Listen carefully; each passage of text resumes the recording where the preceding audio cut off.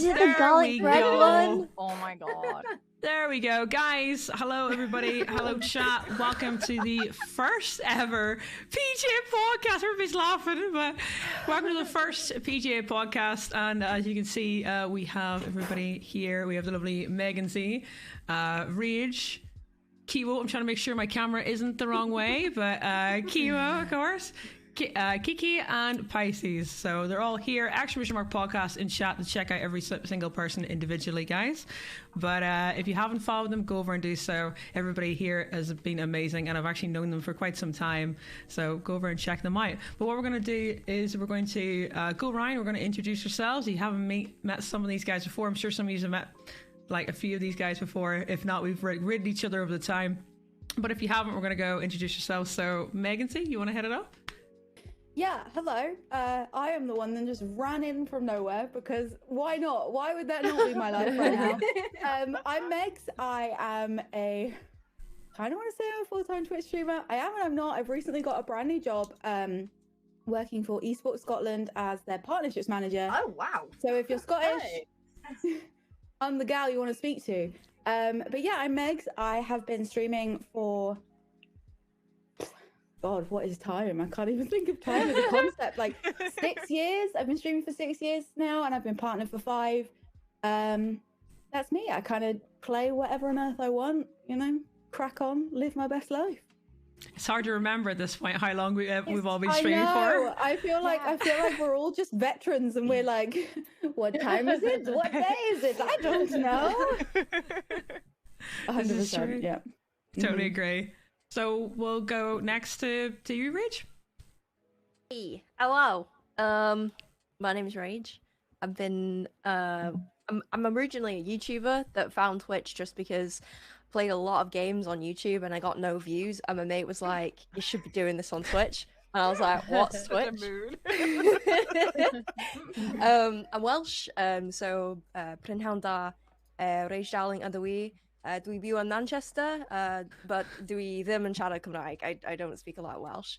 And I play World of Warcraft. I grind endlessly on WoW, and that's In regret. It doesn't end. As an ex-WoW addict.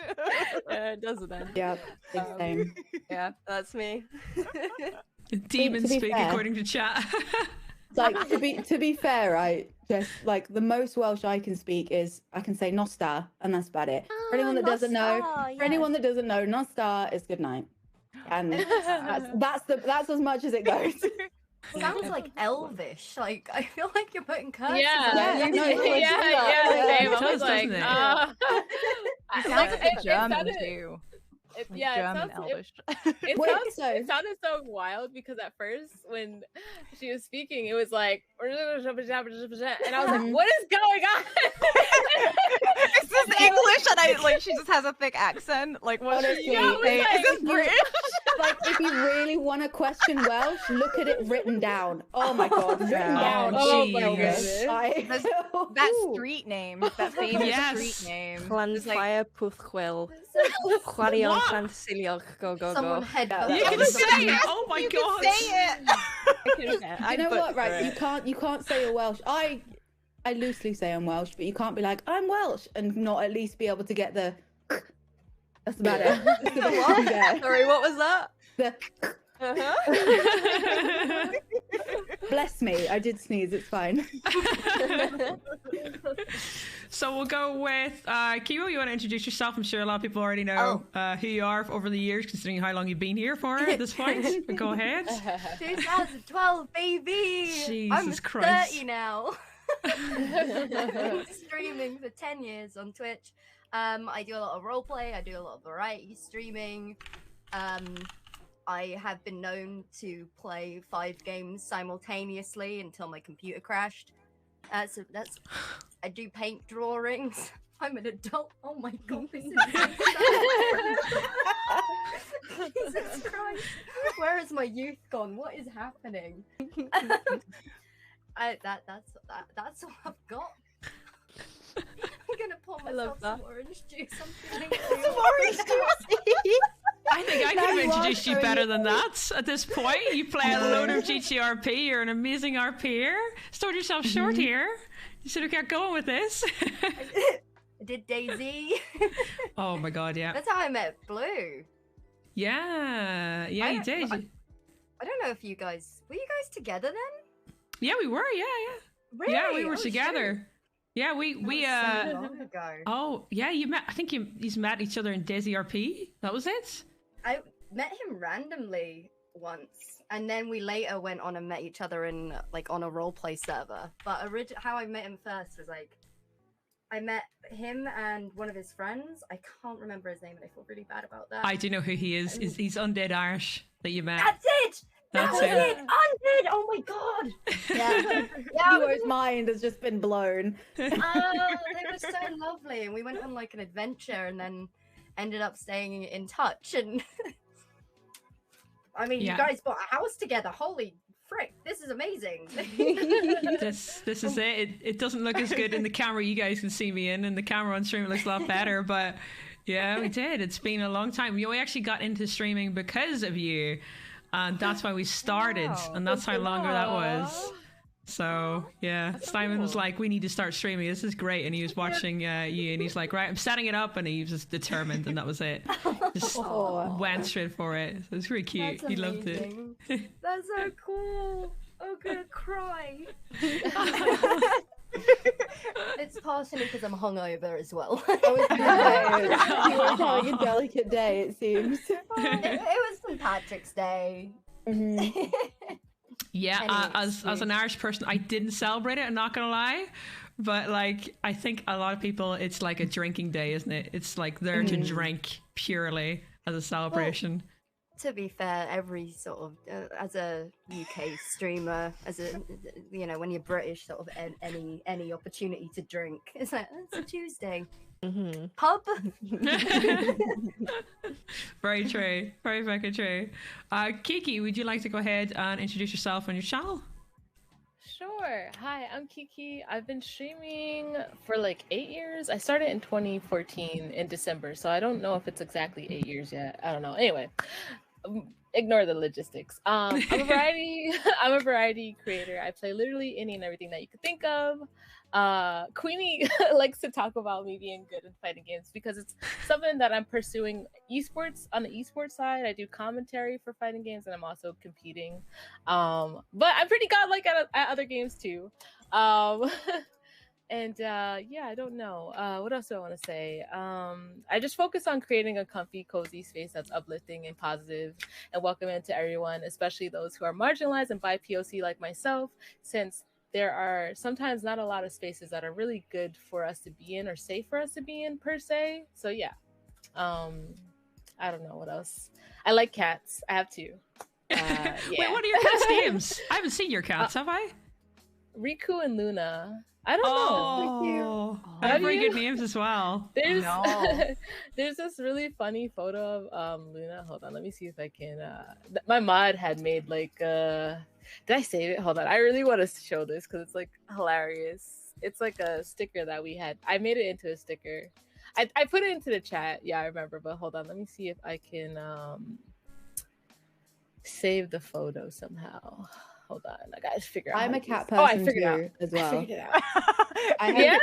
I have 3 cats, and I currently have a 16-week-old puppy. So Aww. Aw. it's chaos in my house.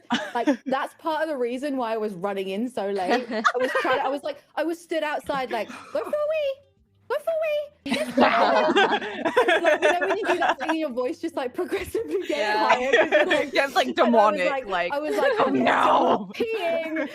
So I was just like running upstairs with him. Oh, but no. your cat's Oh so my cute. god, That's Aw. so that's cute. Luna. This is Luna. Aw. But Riku I love that. is my older kitty. But yeah, I don't know. Luna makes like the weirdest. She's the most interesting cat ever. She's just so I don't know.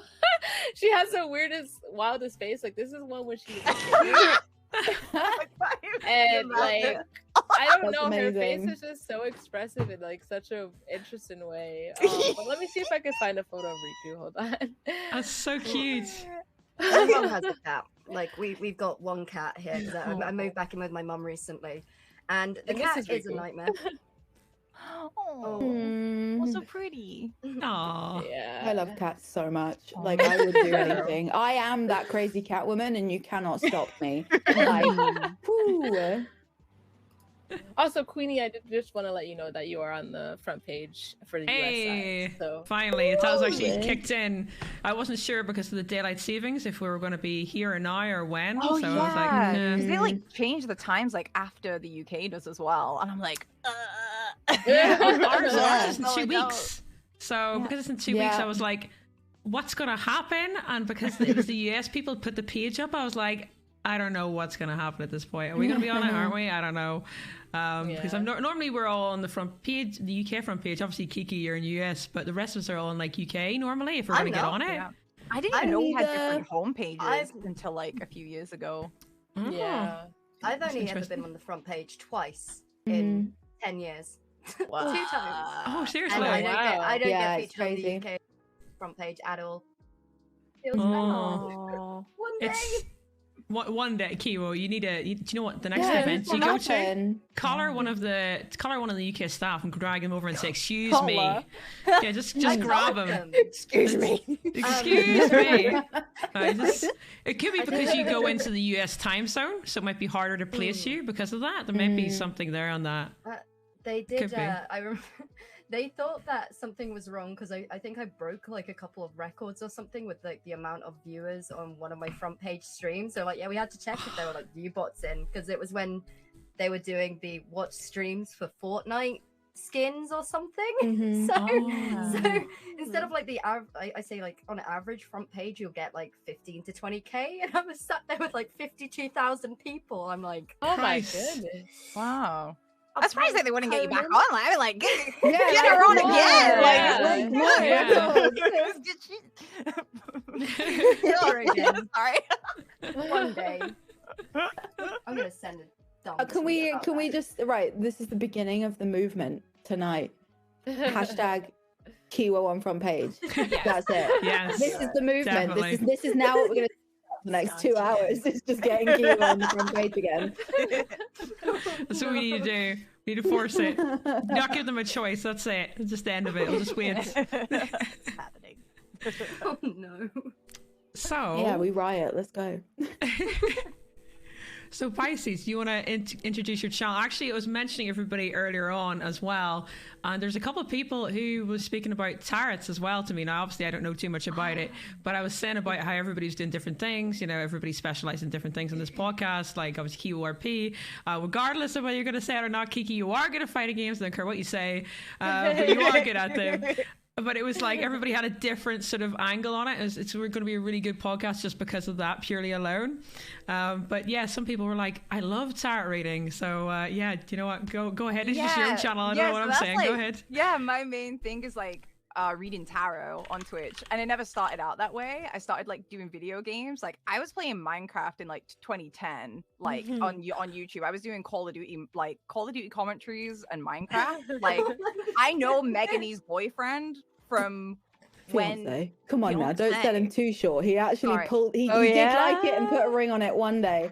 Yeah, no, yeah, we Yeah. genuinely, yeah. He made me a cocktail on a YouTube video when I was Mhm. I was being go gamer on YouTube when it was when there was like no one doing games. And then I like had a big hiatus because it was just I don't know. I just did grow up, like got kicked out, like you don't like I don't know. And I ended up coming back to the internet. I think about like 4 years ago, and I just started streaming on Twitch. I think what was popular was like Fortnite at the time. So I tried to get into gaming, and then I just whipped out a tarot deck, like because I was just explaining to some people who hadn't known me for a while. I was updating them about like who I am now as a person, and then we started doing tarot readings. And then 4 years on, it's just like become a thing now where on my streams we talk a lot about like mental health, and we do like tarot readings for people, and like it's a really good like reflection of like how to like become a better person or like your best version of yourself in your own like terms. So we talk a lot about that kind of stuff, like empowerment and helping people like make decisions for themselves and also take a lot of the time like pressure off of certain situations, because I think most of the time like naturally we know what to do, but it's just like this pressure of what we think we're meant to do because of like society or whatever, and like I'm just like, no dude, just do it, and that's it. And it's great, it's fantastic. So that's what I do on Twitch. I also read like astrology charts and things like that. We're like weirdos, but not too weird though. We don't do like we don't do extremist spiritual stuff, because like it can get weird. It's a weird side of Twitch. It's like still new and it's like baby growth steps, but you know, there's people who think like they're talking to aliens and they'll be like, if you don't believe in what I'm saying, like you're one of them, and it's like okay. I'm just here chilling. But yeah, that's what I do. My name's Pixie. Yeah. Shit. And I'm I'll from the be honest, UK. I don't like I don't believe in it, like the majority of that stuff, but I've known Pixie for a really long time and I'm kind of just like amped for whatever she gets up to. But the one thing that the one thing I love about you is that it doesn't matter how long we've spoken, it doesn't matter what our last conversation is. If I ever feel like confused or like overwhelmed, I literally just step into her stream and she just gives me a tarot reading. And even though I tell myself, no, it like, makes so sense. Skeptical. It's Like, so funny. So it's honestly, weird. You, It's weird how the they way make that sense. I'm you- just like, okay. Every day the they're way that you proving me. reset I'm like, my brain and the way you reset my mentality is just crazy. It's honestly like a whether feel or good, not isn't it? you I'm be- gonna cry. whether or It not makes you do feel good. believe, if you're Yeah. skeptical or whatever than like that, if you need a mental reset, if you need a little uplift, Pixie stream, just drop in. Like honestly, it's I don't know so what uplifting. that is, but I like genuinely, I'm exactly the same. If I'm like, even just like the way that you speak and like the whole vibe of your stream, this is like, I'm just kind of like, yes, I'm having a bad day. I'm going to go see Pixie now. Goodbye. Oh, thank you. Oh, that's so nice. Oh, thank you. Because yeah, like I've always felt like a bit of a booger, like a booger. What is it called? Like a bogey. Like a bogey. Oh, Yeah, Muggy, I was wondering what you're talking about. I was like, what? Yeah, I'm like, I don't know what it's called. It's like, oh, you Booger. booger. Like I only know it in the American accent, like from movies. Like you're a booger.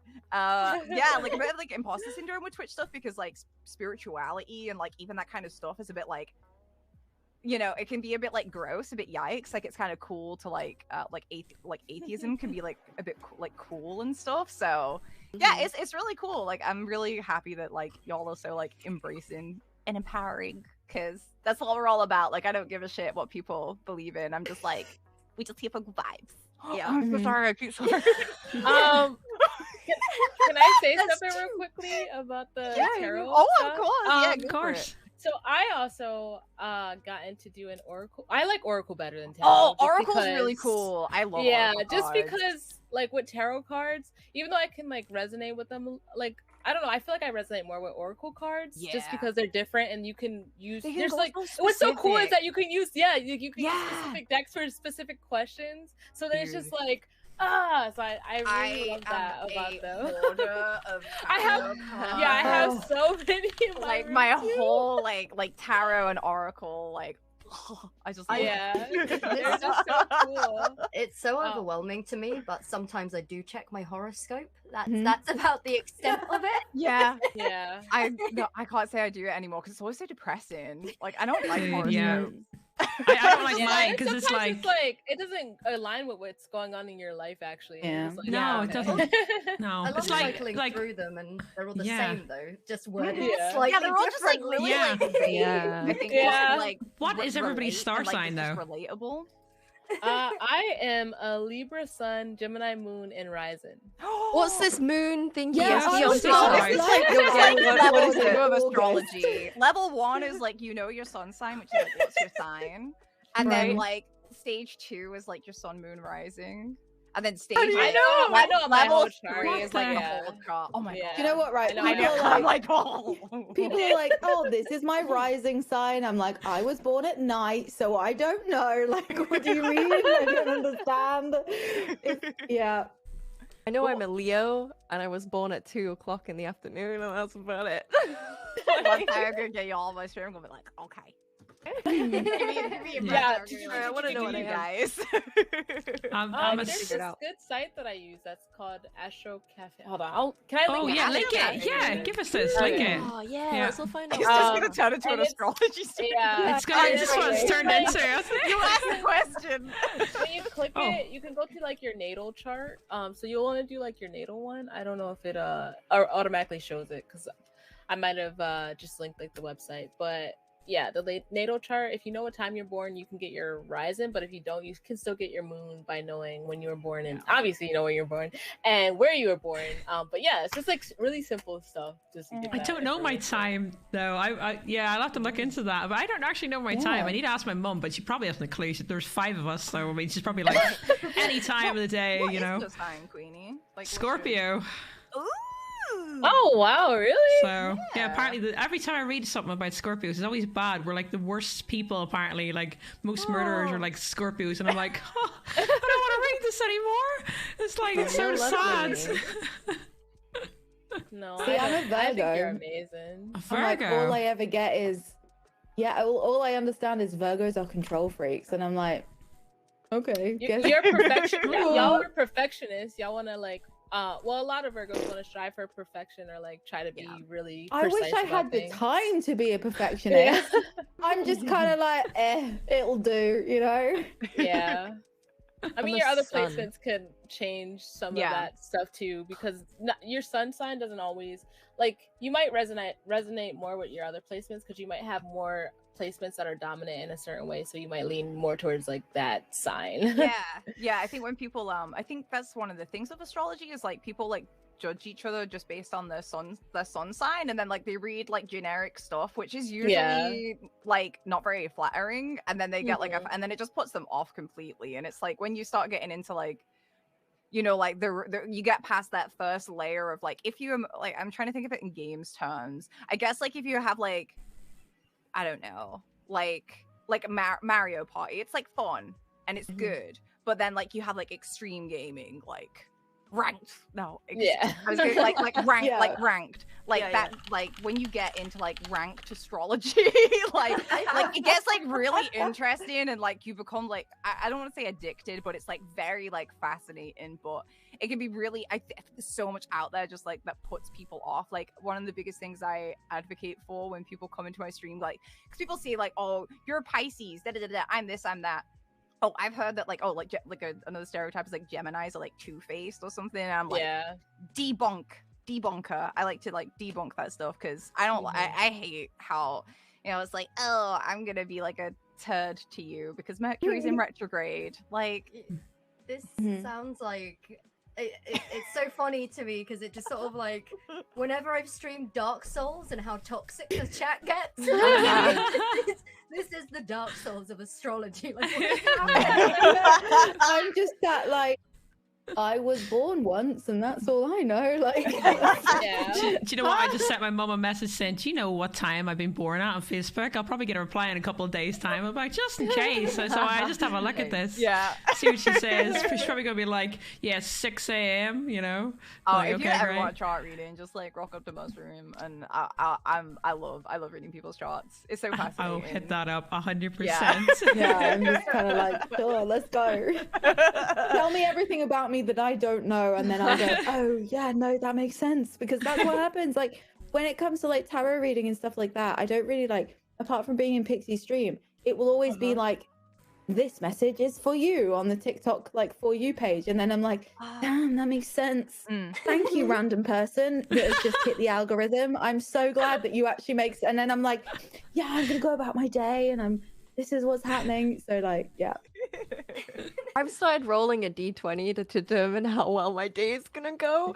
Just I because love I have that. one. Mhm. But what happens when it's like a bad one though? What happens if you get a bad roll? Is that like, all right, I'm I locked just in now? re-roll until I You get a good one. re-roll. I just That's get one, good. so I feel like what I like about like astrology or like whatever you choose to believe, it's just like, just make sure like it actually helps you, because if it starts getting into the territory where like you're like locked in for like a bad day or a bad time, like then re-roll your belief systems. Like just re-roll it, like, you know, because it's not helpful. it's Yeah. goddamn. Oh, I'm sorry. Yep, don't kill me. But I didn't have it on because I was afraid that the people who didn't have Better Twitch TV couldn't see it, and I was like, "Fucking hell, I don't want them to feel left out." Oh, sorry for swearing. First swear already. yeah. Jesus. Oh, yeah. I think I did Sorry, it yes. first. I'm so sorry. It's okay. I'll forgive you. Oh, it's good. It's fine. Thank you. I think between us we can find a cat that will cat jam in real life. Like, we'll be fine. We've got this. If we're desperate for a cat jam, we can do it. We've got enough cats in this channel. Yeah, it's all good. Yeah. Yeah. Do you know what? So we'll move on to the next one. So I wanted to sort of ask everybody, right? Okay, what got you into gaming? Because I think we've all came from slightly like different backgrounds, especially gaming wise. We've all went into all different genres. You know, some of us went into MMOs, some of us went into RP. Me, to be honest, I don't know where the hell I am in games wise, because I came from Battlefield, killing people and stabbing them and like getting their dog tags, to even New World, and I've even done a teeny bit of RP every so often as an angry Irish person. That's always good because I'm playing exactly what I am. But like, yeah, what got everybody into game? If you want to start, we'll just go. Well, Keekee, you're below me. We'll just start with you this time. Why not? Okay, sure. I was born into gaming and anime. Both of my parents liked gaming and anime, so all my life I've been playing video games and watching anime. So yeah, I just was born into it. That is really nice, actually. So your parents That is actually really got you nice. into all this. That's really cool. Mhm. Yeah. That's actually really rare. I haven't heard many people who have had like parents who like anime gaming. So that's quite nice. Do you think that like they, you know, because you had it always on, or do you think that, right, okay, you made up your own mind, you're like, okay, I'll actually really enjoy this, not just because they enjoy it, but because like I think it's fantastic for me? If that question makes sense. I've always enjoyed it. Yeah, I've personally like always enjoyed it, and it's always been my choice to be into like gaming and stuff like that. But I think what was really nice was being able to build like a stronger connection with my mom and my dad with gaming, because like my mom used to like not stream. She's like, My mom used to play Resident Evil, and I would watch her play, and like that was like a way that we bonded when I was younger. Like me and my brother would just watch her play, and yeah. That's so cute. Love that. And then my dad had, when I was younger, we had all of like the Dragon Ball Z movies and episodes and stuff on DVD and VHS and all that stuff, and even other stuff like Sailor Moon, and just really old animes too. And so we watch anime with my dad, and like my dad did gaming too. But yeah, so me and my siblings all just constantly played together, and I don't know, that's like how all of us as a family bond. And like even now my mom's always like joking or wanting, even like asking like, oh, one day you should like let me stream on your channel some Resident Evil and stuff. And I would love to do that with her. I just have to figure out making it so we both can be in my like streaming setup spot comfortably where it'd be good. So yeah, that's really sweet, actually. That's really, really nice. That's like a bonding type of thing in the whole family games. That's really, really, like, I think that's very positive. I think it's a really nice way to look at it, because like, okay, you can have your own interest, interest outside of that, but like you've such a strong like connection with it, and plus you've cosplayed a lot of your anime characters. Like I seen your Demon Slayer one not too long ago. You were doing that. Like really cool, really good. I haven't watched too much of Demon Slayer, but I do know the character that you're doing, and like it was really, really cool. Really cool, I gotta say. You've done really well with it. Cosplaying her is so fun too. So yeah. Definitely. Right, okay, so we will go to you, Pisces. Oh, so I was gonna say, like, when you were saying that you've not heard of people like with parents that game, I was like, I've heard of parents that game, but I haven't heard of parents that get their kids into anime. Yeah, I was like, that's so cool. That's like, huge. Yeah, I feel like I like got into Studio Ghibli really late, and I was like, I wish I grew up with that because it's so beautiful, like Studio Ghibli movies. But how I got into gaming, so my dad was into gaming, and he was really into like PC gaming. And when I was little, like we'd play Crazy Taxi, and he would like sit me on his lap, and he'd have like the whole. He was such a nerd. Like he would have the whole like steering wheel and like the seat. And we would go to these like computer like shows because back then like computer game shops weren't super huge. So in England we had this like big sale. It's called Bowlers, and it's this huge like I don't know, it's like they do it for like a weekend. It was like a computer gaming expo thing, and people would like travel there, and like there'd be all kinds of stuff like arcade machines and like the latest gaming equipment because you couldn't really buy it online back then. So we'd like go to things like that, and it was so fun. So I'd play a lot of like Crazy Taxi, which I shouldn't have been playing Crazy Taxi at that age because it's pretty brutal, and I was like just trying to not play. I wasn't trying to get to the destination. I was just like trying to hit as many people as I could. But it got me into like, I think like Blink 182 and Red Hot Chili Peppers were in the backing track of that as well. It was really good. It was a really good game. But yeah, that got me into like computer games. I got my first like GameCube when I was like 9 or 10, I think. And I didn't get like Game Boys and stuff. Like I didn't get into like that kind of like video games, but I got really into Zelda. And yeah, like just gradually got into like computer gaming and things like that. But my sister also plays games as well. She's really into like esports for like Call of Duty and things like that. So it's really funny like how we've both like got, I don't really do gaming like on streams anymore, but it's funny how we both have like really strong like gaming backgrounds, especially like tied to jobs as well. It's really cool. But yeah, I got into it because of my dad, but not anime. I wish I did get into anime too. Yeah, so that's like sort of a parent's influence for both of you, really. Like that's pretty cool. I think that's something like we're going to see more often now, like in our like generation, when all our generation have kids. Like it's going to be more of a thing. But I feel like if your parents like were well ahead of a curve, like at this point, if they're getting you into gaming and anime, like that's still quite rare. You know what I mean? I think that's really cute. I love it. That's actually amazing. Yeah. Absolutely amazing. Kiwo, you want to go ahead? What got you into gaming? Okay. It's gonna be my parents when my parents were still together. You as well. Okay. Yeah, they used to always play horror games. I remember it was the night before my 7th birthday. I'd previously, like a couple of days before, I'd just seen A Bug's Life at the cinema. And I was outside the living room holding my Princess Atta, I think the character. I got one present early, and I peek in through the like living room door, and it was the rat transformation scene from Parasite Eve, and it gave me goddamn nightmares. That stuck with me. That haunted me for so long. But they were always playing like Resident Evil, Silent Hill. I don't like those games, but they got me. My dad started. We got our computer, so. I had my Roller Coaster Tycoon and the old King's Quest series, which hold a very special place in my heart. Monkey Island, King's Quest, those two were like my go-to games back in the day, I guess. I didn't know what I was doing. I could barely read, but it looked really cool. So I love that. So yeah, it was my parents, and like, because I did get a Game Boy. I remember getting a Game Boy. I didn't grow up on any Nintendo consoles at all, other than like I had my Game Boy and Pokemon. And that was it. Like I didn't play any Zeldas, none of that. It was just old school point and click adventure games. Nothing wrong with that.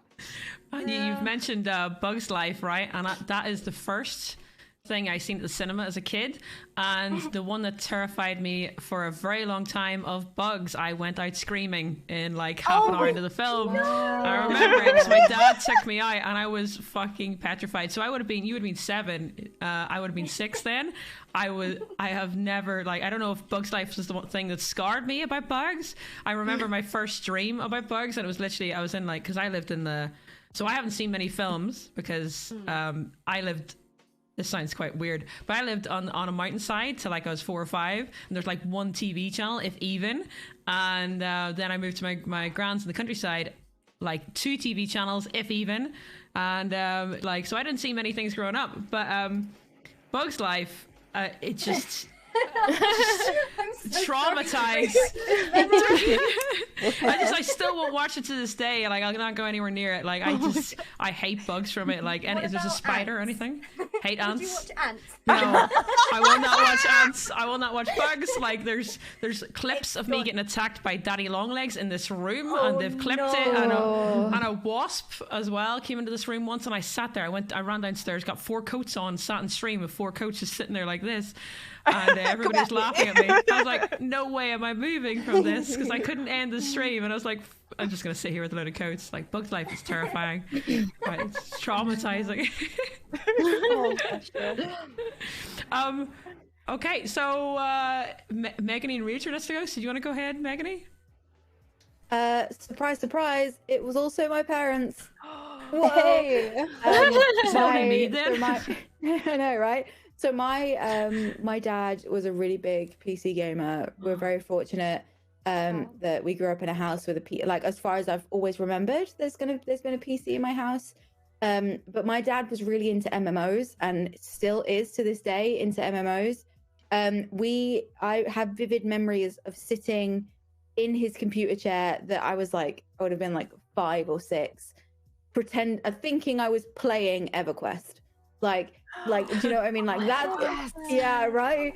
Thinking and I was like clicking about, and I remember there's so many like random little things that I remember about EverQuest. And since then, my dad has been really into MMOs and been really, really supportive of that. And you know, from EverQuest, we went to EverQuest 2. He used to play Dark Age of Camelot a lot, which was, you know, a really big MMO. I remember, it sounds so stupid, I've been playing WoW since it launched because my dad was so into it. Like I remember being like tiny and playing WoW, and I had my own character. We shared an account, obviously, so I didn't have my own account, but I'd have characters that I'd play. And it's just been PC gaming for my dad. And then that just kind of got me. We owned a PlayStation. We were really fortunate to have PlayStations from the beginning. And I used to think I was playing the games, but like I guess my dad was actually playing the games, because I think back to it and I was really young, and it was probably a case of he handed me a controller that probably wasn't plugged in. And like I remember playing Spyro, I remember playing, like actually playing Spyro, and the Harry Potter games really early on. Like the Philosopher's Stone game is like ingrained in my brain, and then the Chamber of Secret game and things like that. So, and that's where it kind of kicked off. And I was playing MMOs on and off, you know, growing up. And then an ex-boyfriend decided to buy me a PlayStation for Christmas. I then broke up with him not long after. I'll take that PlayStation. Thank you. Bye. No, but he bought me a PS4 for Christmas, and then I started playing Destiny, and now it's my job. Hey. I love that so much. That's like my gaming kind of history. Like a lot of it is MMOs. I was brought up like watching my dad play MMOs. So the idea, I don't know about anyone else, I struggle to play single player games, or at least not talking to someone whilst I play, because I'm so used to that like multiplayer aspect of things just from growing up. But yeah, pretty cool. That's really cute. I think I must be the only one then. So we'll hear Rage. Go ahead. That is. So you're going to be the exact same. Is it the parent? Is it going to be the same? Yeah, It's my dad. My dad. Whenever, so I've got a bunch of family in South Wales and Cardiff. I think I've got about like 50 cousins, and then like 6 aunties and 5 of their uncles. As you do with Celtic, yeah. They bred, man. So, honestly, no, I get it. Like all my family's in South Wales, and Alex is Scottish, and he's just got like we're like planning our wedding, and he's like, so I've got about 112 cousins that need to come, and I'm like, it's a lot. It's a lot. So we'd go down there, and they'd always have gaming consoles, like, and it would be like a SNES or just something, and all the kids would come around, and we'd all play track and field. You know, the button where you'd run, you'd jump over the hurdles and stuff. I was like 3, so I didn't really know what I was doing. But since then, like, we always had gaming consoles when we came back home, and I remember my dad taking me to GameStop or whatever we had in the UK before it closed, and buying me San Andreas for my 7th birthday with a Homer Simpson's controller. That was wicked. no. Yeah, my mum and 7-year-old. dad divorced when I was 6, and so as soon as my mum dropped me off at my dad, he was like, "Grab Fetoro," and I'm like, "Yay!" my ice cream. Oh my god. Yeah, it was cute. And then Cute. yeah, so we had like a Yeah. conversation and stuff. And then my sister was playing Vanilla World of Warcraft. My boyfriend introduced her to it, and she would be. I'd always pop my head in and be like, "What are you doing?" She's like, "Nothing. Go away." I'm like, "Yeah, but what are you doing?" And she's like, "I'm playing WoW." So I'd come and sit on her lap, and she'd let me press the space bar to like jump on the horsey, and she would tell me, she would go, "Right, follow this path." And I'm like, "Okay." She's like, "Do not leave the path. There are spiders and they will kill you." I'm like, "Okay, okay." Turns out she was just making me walk to her quest giver. Oh, she went away and did something, and she'd come back, she'd be like, "Did you do it?" I'm like, "Yeah, I did it." And then, yeah, since then she kind of got me addicted to WoW, and obviously now it's my job, so as she comes into my stream every now and then and sees me playing it, and I'm like, "You did this. This is you. This is you." That is Yeah, so my cute. dad and my sister. Yeah. That's so sweet, man. That's so freaking sweet. So I'm the only one that didn't get influenced by my parents whatsoever. That's fine, actually. To be honest, I'd rather, because my dad was into cars. My mum was. I don't even know what she was into, to be honest. So I'm not even sure what she was into. I don't know, watching soaps, I think, Coronation Street and stuff, maybe. Mum things. Mum thing, normal Irish mum things to just, be into. But thank God I didn't get influenced, actually, because I wouldn't be, here today. So that's great. So, well, I wanted to ask everybody, so why and when did you start streaming? And I think some of us have started at similar times, like 7-8 years. Some people have been here a lot longer. Some people just started, I think, maybe not as long. But if you want to go first, Megan? Yeah, so are you ready for the story of being a young 20-something? No, I think I was actually 20 at that point. Wait, how old are you guys now then? If I'm you- 27. I'm you going don't 28 mind this exposing year. yourself. 29. Because you all keep saying like these things from when I was younger, and I'm like, Well, how old are 20. you, Rage? Or She's do a you not baby. say? 23. Oh my Yeah. god. Baby. I'm 27, I think. I don't know anymore. It was my 30th last month. So Oh, you're so old, Kiwo. Oh, God. This is what I like about streaming and Twitch, though, is that like, yeah, there may be an age gap, but it doesn't feel like it at all. It doesn't, does Yeah. it? No. I've got Mm-mm. like I could get on with I all feel of like you it's guys. good, but also a little dangerous though. Because it can be for Mm. like if you're like Ah. under 18. I think. yeah, Yeah, for sure. Yeah. Yeah. And That's like a sometimes whole people, topic.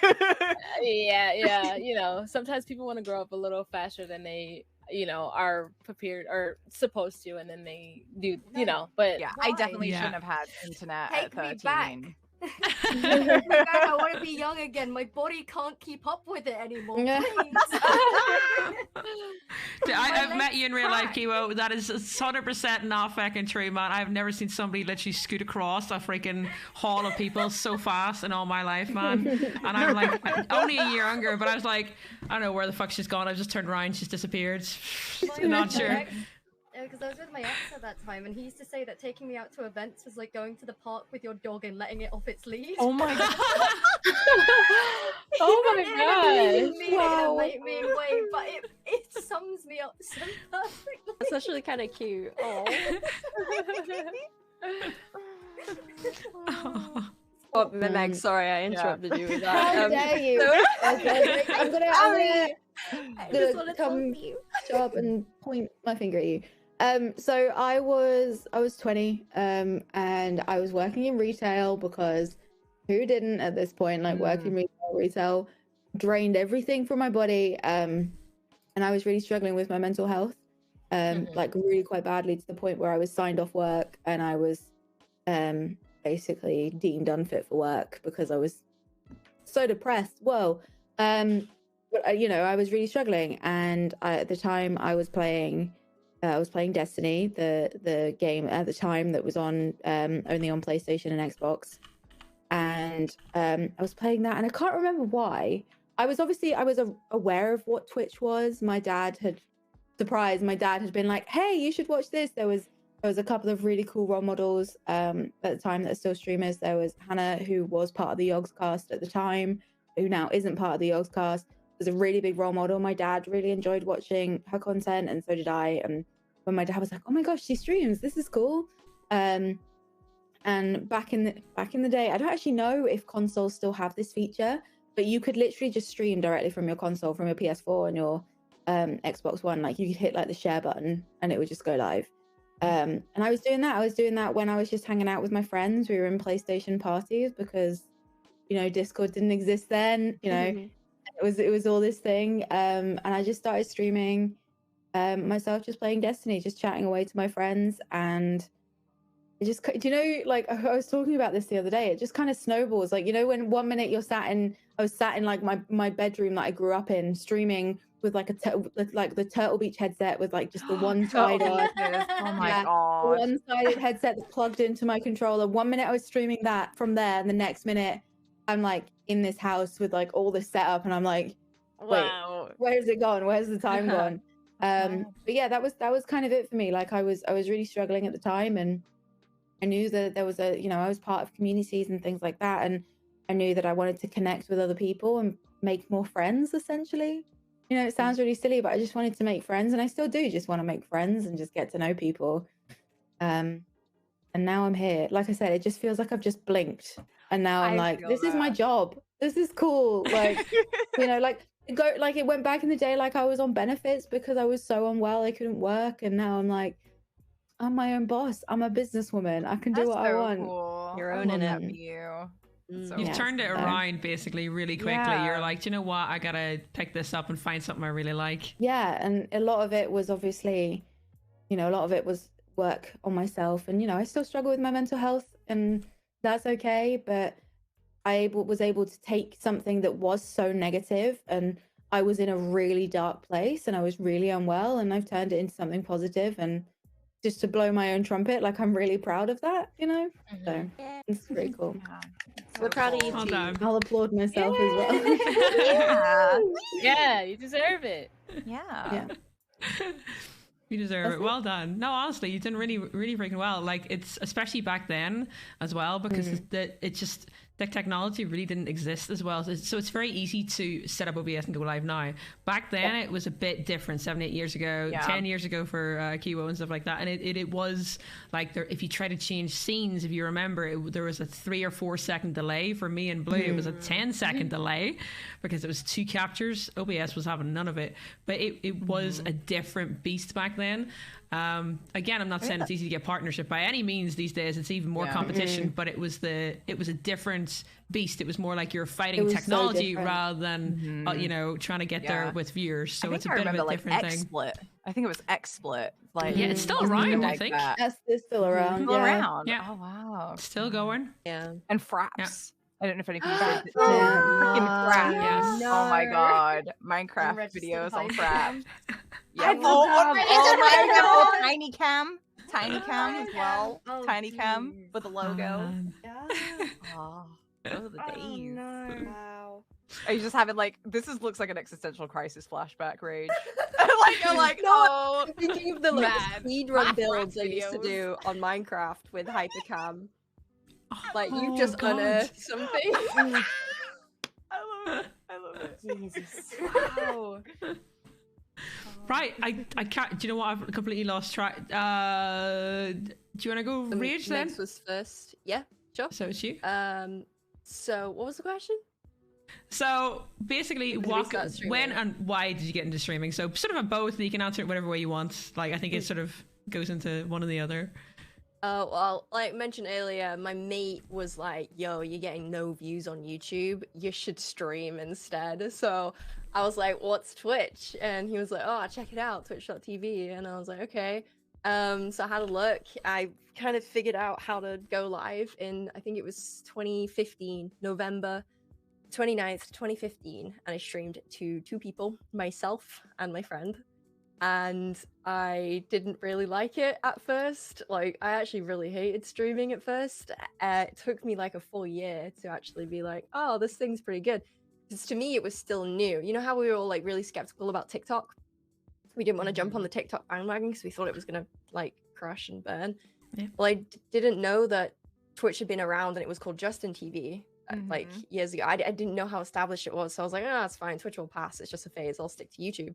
So I was still dyeing my hair on YouTube and doing vlogs and doing like scene tutorials, because that's my I remember, thing. you did hair dye How to remove tutorials. blue hair dye. Oh, yeah. I've watched that. Okay.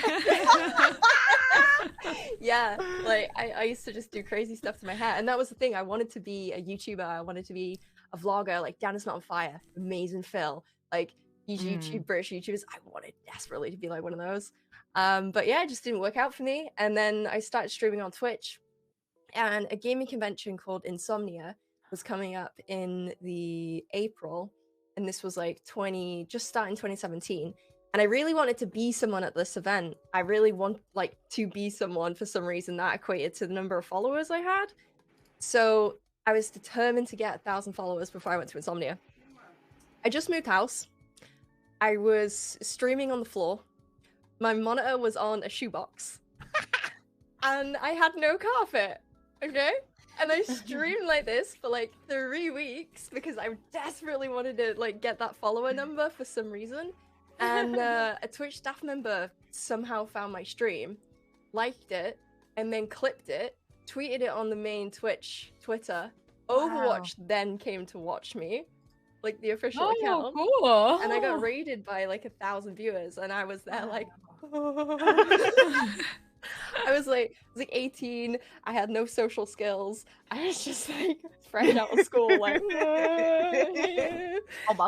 but yeah, since then it was kind of just it snowballed, and it's weird. It's a weird thing for me because I know like most of you guys, when you're very like well followed, loved, and established and partnered streamers, and I'm fortunate enough to like meet you guys along that journey, and everyone always assumed that I was partner. Everyone over the last 4 years. I remember when I met you, I was like, oh wait, you're not a partner. I remember meeting you, and I was like, you're so like professional and like easy to talk to. I was like, you must be. Yeah, no, and that ate away at me. No fault from you guys, but the idea that I can imagine I did all this stuff outside of Twitch, but I could never make it on Twitch. I could never get partnership, and that really shot me down. But then in September, I got the purple check mark. Yeah. Finally. Yeah. That was one of my favorite days. Is you being like, hey Megs. You were like, hey Megs, I got something. And I was live at the time, and she just was like, I'm partnered. And I was like, it was so like her reaction as well. It was just so funny. It was just my favorite day, and I was like, oh, it was so good. Yeah. You've been streaming for so long as well, and like you really was like, you know what? It's all I ever wanted to do. Yeah, like all my friends went to uni, and I didn't go because I grew up learning about how the Welsh government would contribute to your uni fees. I lived across the border, like literally had moved a couple of months ago, and they were like, yeah, we ain't paying for you, bye. And so I was like, what do I do? Like, how do I don't know what to do. So I got a retail job, as everyone does. Yeah. I sold phones. And yeah, I was like, no, the only thing I want to do is just sit in front of the camera and talk and entertain people, whether that be, in front of people IRL or in front of camera. This is what I want to do. So I was determined. It was either this or I love that. I don't even know what else I would do. Yeah, honestly. But yeah, that's me. I love that. It's a nice way to start, definitely. It's like, okay, well, especially considering like you worked for so long to get the partner, and I think it was definitely deserved. It was really nice to see as well. I remember you sent me a message, and I was like, are you there? And I was like, I can't remember what I was doing, but I was like, I'm assuming you were this out is drinking, good news. I think. I see. That. Yeah, I think we were out. So I messaged you guys, and I was like, yeah, you're out. Like, you were out. And I'm like, can I tell you? Can I show you? Can I VoIP you? Can I tell you? And you were like, no, you'll have to tell us later. I'm like, okay. I think I was in a pub. Yeah, I think we were in a pub. Go figure. I think we're at, so we don't go out often. So like we only go out like normally at events. And so you must have caught us at an event. I can't remember exactly what it was, but I remember the message, and I was like, is to see there's something bad or something really fucking good. I was like, should I be stressed about this or not? What the hell is what's happened? Does she have to get herself banned or something? I'm like, oh, great. And then, you know, I actually seen you posted out like everybody's reaction in a video, and I was like, oh my god. And I seen it on Twitter. I was like, that's what it was. Oh fucking hell, thank god it wasn't something bad. Oh jeez. Yeah, sorry for worrying you. You guys are like constantly like, you need to get it. When are you gonna get it? You can do it. You can do it. And you were honestly, you and Blue were so supportive over the like the years that I've known you. And then yeah, when I finally got it, I was like, I need to tell you. Like, I think it was just for us. It was like obvious, you know, like it's an obvious choice. We were seeing other people who were, you know, getting it. No offense to them, but like didn't have the camera quality or anything like that, or like they're just all over the place, and they had like things just randomly everywhere. And I was like, all right, but Rage, come on, well, UK, what's happening exactly? It just didn't make any sense to me. I was like, what the hell? But it was really nice to see, really freaking nice. So well done, by the way, well done. I think you had like the newest partner out of us, so well done. hey, I'm baby. I just scrolled back to like find how you told me. I think we were supposed to game, and you were like, all you've said is something came up, something purple. And I just had something purple. Yeah. I know. You just sent me the email, and the next like it's just me like keyboard smashing, like oh my god. And you literally went. Like you inhaled, and then you were like, I want to share with you this news, but it's not mine to share. And I'm like, that's so good. It was so good. It was cute. No, I love it. Honestly, I think that was one of my favorite days last year. Is when you got partnered. 100%. Thank you. That means a lot.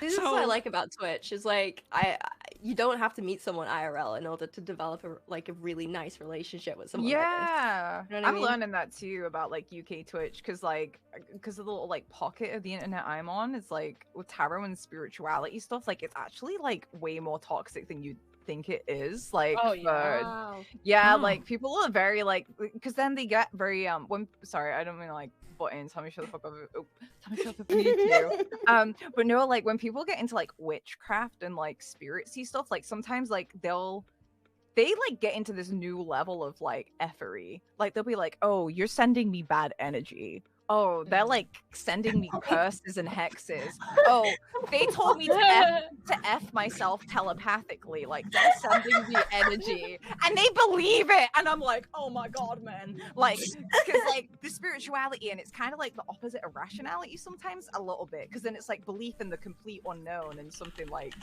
you know. And then there's like, and it's all in balance, right? That's my goal, is like a balance. But like, there's like it's like it's sometimes like a breeding ground for like severely mentally ill, but on like the you know, like the hearing like voices end of things sometimes, which like it can be really like such sensitive ground to walk on sometimes. But I've been leaning more into like UK Twitch gamers, and I've been seeing that there's like such a nice community that I've like almost been hiding from at the same time, because I've been like really scared that like if I'm gonna make people feel uncomfortable, because I'm into tarot and stuff. But it's really nice. And like hearing you guys like talk about how happy and like how long you known each other, like before we started the call, Kiwo was saying how long like she's known you for, Queenie, and it was just like, wow, it's so cool to like hear all that kind of stuff. Yeah, it's grown the UK community as such, especially the gaming side. But back like ages ago, literally the game to play was Daisy. I know it's not the game to play as much anymore, but it literally so many people blew up from that one game. So a lot of us knew each other just from that. Like Tim the Tapman's a prime example. He came from there, and several others that just blew up. Elahheim, Elahheim, Like Man. Yeah, they all came from Daisy. I'm trying to think who Real, else. Lyric. Yeah. Lyric was one of the big ones. Yes. I remember back in like 2013, my friend Matt was streaming, and he's one of the Daisy devs, and we were playing Daisy mod, and he got raided by Sacriel and Lyric simultaneously, like OG Twitch. And this is like old Twitch days, and we went up to 600 viewers, and that was like Lyric, who's like 20-30k concurrents now, and it's just like, yo, holy Yeah. fuck, like, oh, fuddy duddy, sorry. Swearing. Hey, sorry. We're Put terrible. a bunch of people in the room and tell them not to swear. They will swear. Well, yeah, we are UK mostly, bar Keekee as well. So I don't think Keekee's probably the only one who hasn't swore. I haven't. I've been good. I just Don't I believe you, think Rage. a That'd be potty mouth, ridiculous. but because of me being on front page on and off, I just naturally have tried to default myself to kind of relax. So I try to be pretty mindful. It's hard though. It's really hard. I like to swear. Swearing is fun. I love it. Agreed. Sorry, Kiwo, you were continuing, but when and why did you get into streaming? Because you were way before most of us. Oh, okay. So I was at university. I had a really bad breakup and I gave up everything that I'd been spending like the last 4 years working towards. So I was in a really, really like bad place. Like I was just in a really, really bad place in my head, and I was like, I'm not doing this. I dropped out, flew to America, moved in with a house of streamers. Oh goodness. As you do. I was living with Bike Man, with Soma, and the official Lou. He doesn't stream anymore, but Soma he was like one of the first big batch of people that got partnered. Like Bike Man actually his partnership was a mistake because they were meant to partner Soma, but they partnered Bike Man instead. So it was kind of weird because these are like real OGs on Twitch, and I was like living with the people that put on the Survivor games, and all of my friends back in uni. I missed them, and I got really sad because I was 9 hours behind them. I think it's I was 9 hours behind them, so I couldn't really hang out with them. So everyone else in the house was streaming. I had a computer that could stream from, so I just started streaming so that they could see what I was up to, and it somehow became a full-time thing for me. Aww. Yeah. It worked out in the end then, definitely. Well, it's because I wanted to make video games, not play them. So it was like, one door closes, another door opens. I'm still in that like field, but if I got the opportunity to go and make video games now, I probably would take it. But you can definitely go down that route though, can't you? You can still go down this, like, even like community manager wise, due to experience that you're in, you could easily get into that field. I used to do a lot of art related things. Like when I first was streaming on Twitch, I used to do creative streams, but there wasn't a creative category. So I'd have people come in and say, "You're not playing video games, I'm reporting you." And so it's been really like I'd be modeling in 3D and like doing like big Photoshop things, and that's all my stream was. And then I had to start like putting the game up in the background because I'd always do like fan art of things from games. So it's like, okay, this is still games, right? This still counts. And I think Don't Starve was big at the time. So I'd be like making the characters from Don't Starve in 3D while I had the game on in the background. So it's like found a loophole. So I'm really grateful that Twitch has actually opened up. So it's more like Justin TV, where it's you can play games, or you can sleep, or you can read tarot cards, and there's a place for everyone, which I really like. Yeah, I really like that. Yeah, I agree. It's like, it's now a lot better than what it used to be. More categories and a bit more freedom rather than a lot of restriction, which it definitely used to be. Like there was no in real life or just chatting or whatever you want to call the category nowadays. And when it opened up, definitely we all know there's some abuse in real life and just chatting. It always happens. It's just part of Twitch. Everybody's trying to bend the rules some way, shape or form. But it's nice to see that we have more options. Like you can grow your channel any way you want, really, which is really nice. Nice, really more freedom. I don't know about anyone else, but I'll never forget before just chatting and back when just eating was a thing.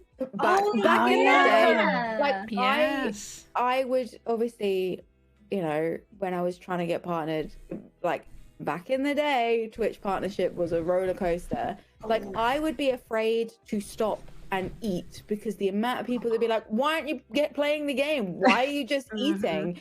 Blah, blah, blah, blah. So like, yeah, that was... Man, that's still a thing, by the way. That's still a thing. I've had that like 3-4 months ago. Someone came in and I was eating, I don't even know what I was eating. It was something small. Like I've been streaming for like 7 hours at that stage, and I was like, I'm eating some rice and cheese, and some asshole comes in and he's like, why are you eating on stream? It's like, because I'm starving. What do you want me to do? Like, I need to eat. Like, I've already streamed like, 7 hours. You'll be just, what do you expect me to do? Just like starve? Some of the conversations that happen, like, where people are like, streamers shouldn't eat on stream.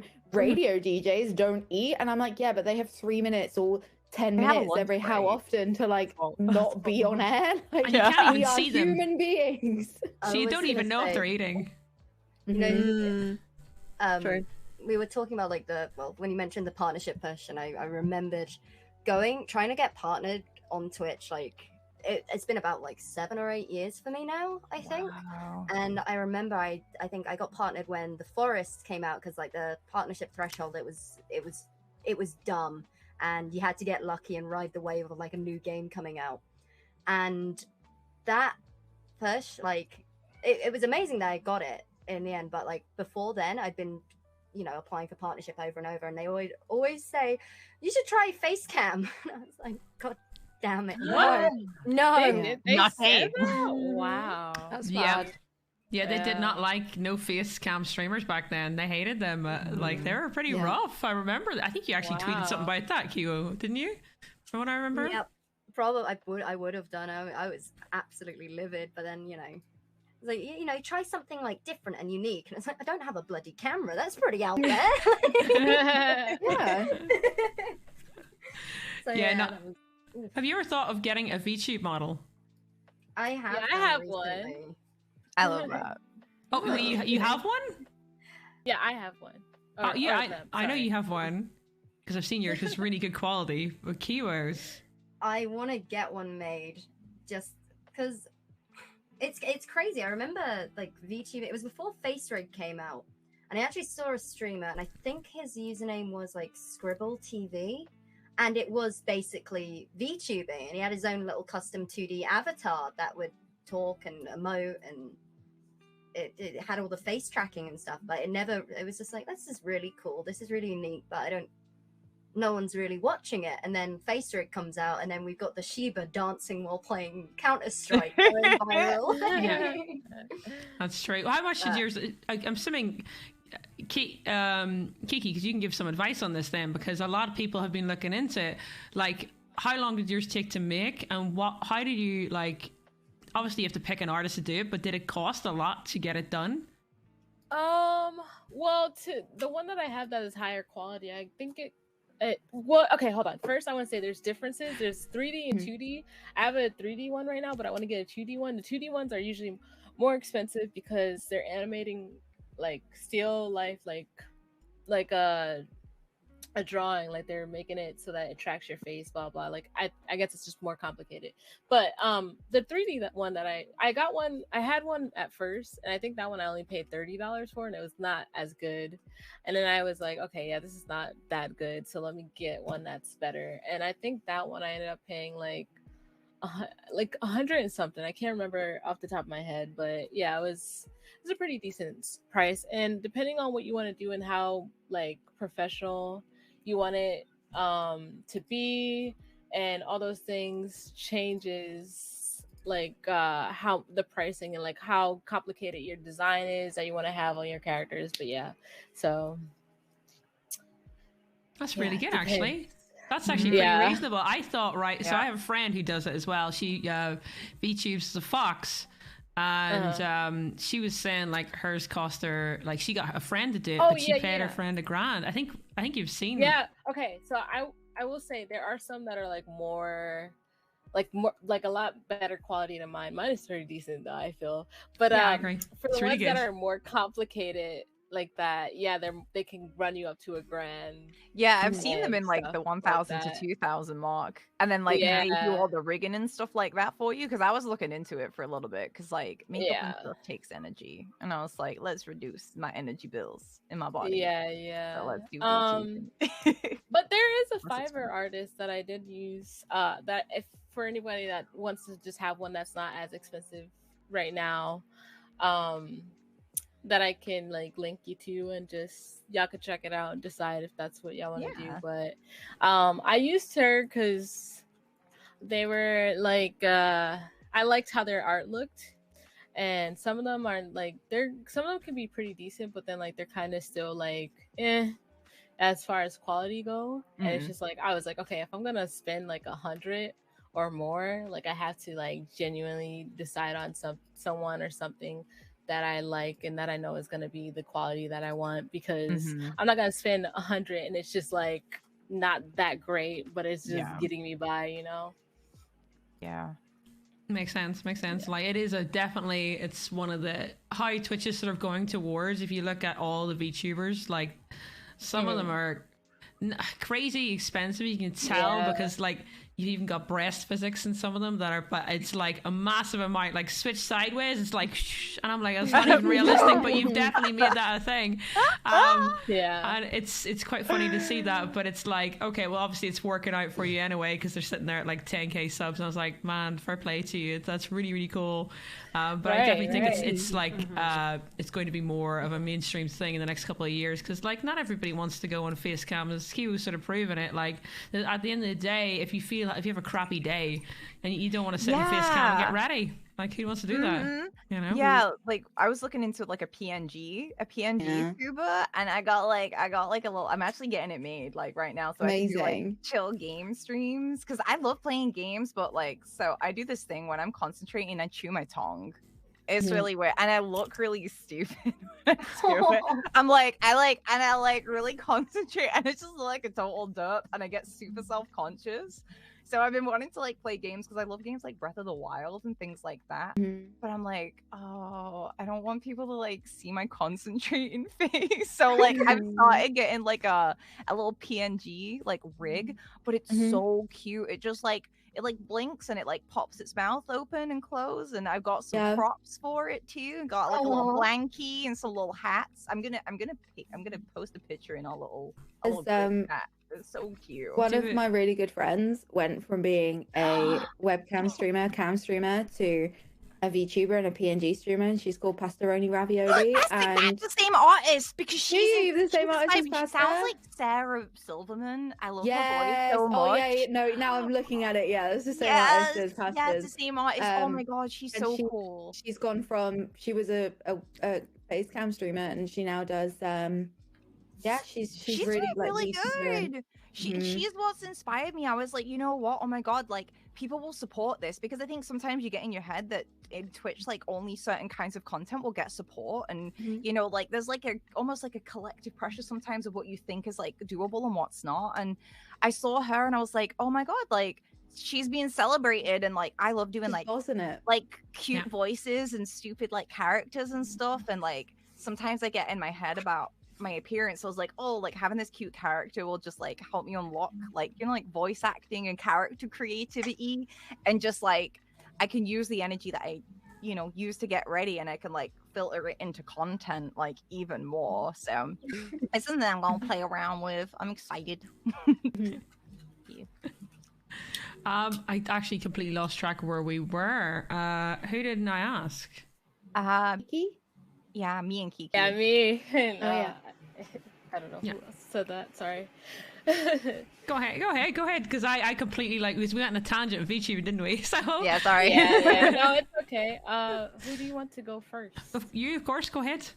Okay. So like I said, I started streaming in 2014. I actually started streaming from my Xbox One, because Xbox used to have like a section on their homepage where it was Twitch, and I was like, what is Twitch? Oh, okay. Because like, you know, I knew about YouTube, or I might have known about Twitch, but I never really might have dabbled into it. But one night I just like, I ended up running into my friend who was a speedrunner for Resident Evil, And I don't know, I love Resident Evil speedruns. They're really fun to watch. He didn't have a face cam either, and I think that's probably why he was struggling with partnership back then too, because he also had like amazing numbers, and for whatever reason they didn't partner him, and he took a break after a while. But anyway, he was the person that encouraged me to stream. And then like I was like, oh my god, wait, you stream from your Xbox? He was like, yeah. And I was like, what? I could do that too. And so like I started to because of him. And then we even did like a co-stream, and then like I said, he got really bummed out about getting denied partner, so he decided to like take a step back. And then like I just kept streaming from my Xbox. I had my little Connect cam, like that was my camera. And then eventually I like moved to my laptop, and then my laptop really like it held off for a really long time. Oh wait, but before that, in between there, because I was streaming on and off, because at the time I was going to school and I was studying biochemistry, biophysics. I went to school for that. But what happened was I sprained my ankle and I couldn't go to school because it was just too much to crutch during the winter time. I slipped on black ice and I just sprained it like really severely. And I was like, I wish I broke it because I would have had a boot. But like because it didn't break, I had to be on crutches and I couldn't put any weight on it at all, and it just sucked.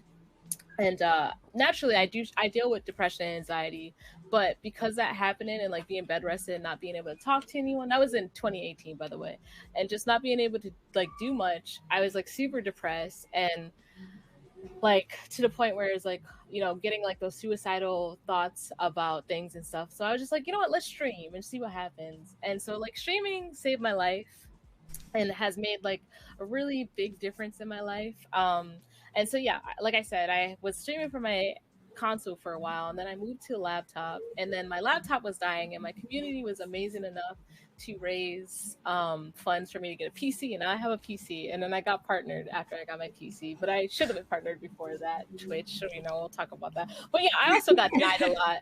I was applying a lot because I had the numbers, and then when I finally got partnered, I barely had the numbers when they decided to partner me, and I was like, but I literally, like those other times, I had way over the numbers. Like, I don't. Okay, thank you. Yeah, I swear the partner sister is like the partner system is like, what code do you run by? Like, Yeah. what is the system? When did you get partnered? During like all the BLM stuff, 20, like when it like blew up pretty heavily, which is ironic, but yeah, which was like 2020, I want to say. Yeah, is when I like finally got it. Yeah, it was like I have like the date, but it's just not in my head right now. But it was during the summertime. I think it was, I want to say June or July. It was one of those months. Ah, so celebration's coming up then for the 2 years. Yeah. Nice. It's coming up soon. Let me see. I want to see if I can like. Yeah. I wonder if does it tell you anywhere anymore? No, they used to tell you a little bit. So now there's a new thing that like I believe that it's like your anniversary and you get like the little like party hat next to Yeah, it. yeah. When you stream, That's something that's it came in super recently. 'Cause my partner anniversary was in November, and then people in December had it, and I was like, what's this thing? This Oh weird. no, I hate it when it's just like just after like you're. Oh my god. It will happen next November. It's fine. Yeah, that's interesting. Oh my god, I can't spell partner. I'm trying to spell Twitch partner, and I just can't spell it right now. Okay, there we go. Parsnip. Yeah, I'm like, I put Twitch partner, and I'm like, that's not right, but I don't know why I keep typing it that way. I just over and over. Yeah, I'm like, that is not right. I'm just trying to figure out where to put the N, and I'm like, I put it in just, it's like, wasn't the right spot, but I finally did it. So let's see. Oh my god, my email doesn't go back from there? No way. Maybe it won't show me, but I can If I find ever it in need my to search for Discord. something, I always go like my Twitter username. So like Yeah, reselling the thing. That's why I do then too. tweet. Yeah. So Yeah, if it I wasn't. can- It was in July. It was in July. I found it in my Discord because we did a celebration stream. I'm about to do the thing that you just said though, and like do my name and search so I can get the exact day. Sorry, there's also some like personal stuff happening in the background, and my brain just turned to mush. Oh, that's okay. Sorry about that. But yeah, let me see. It was Oh my god. Also, shout out to my team because like my team probably was like also a big help in like advocating for me I love that. at the time. So yeah. Oh my god. Okay, I just found my date. It was May 30th, 2014. I got partnered. Whoa. I Jesus repeat, Christ. Kiwo, damn, you're so. Oh, no, I'm kidding. That's crazy.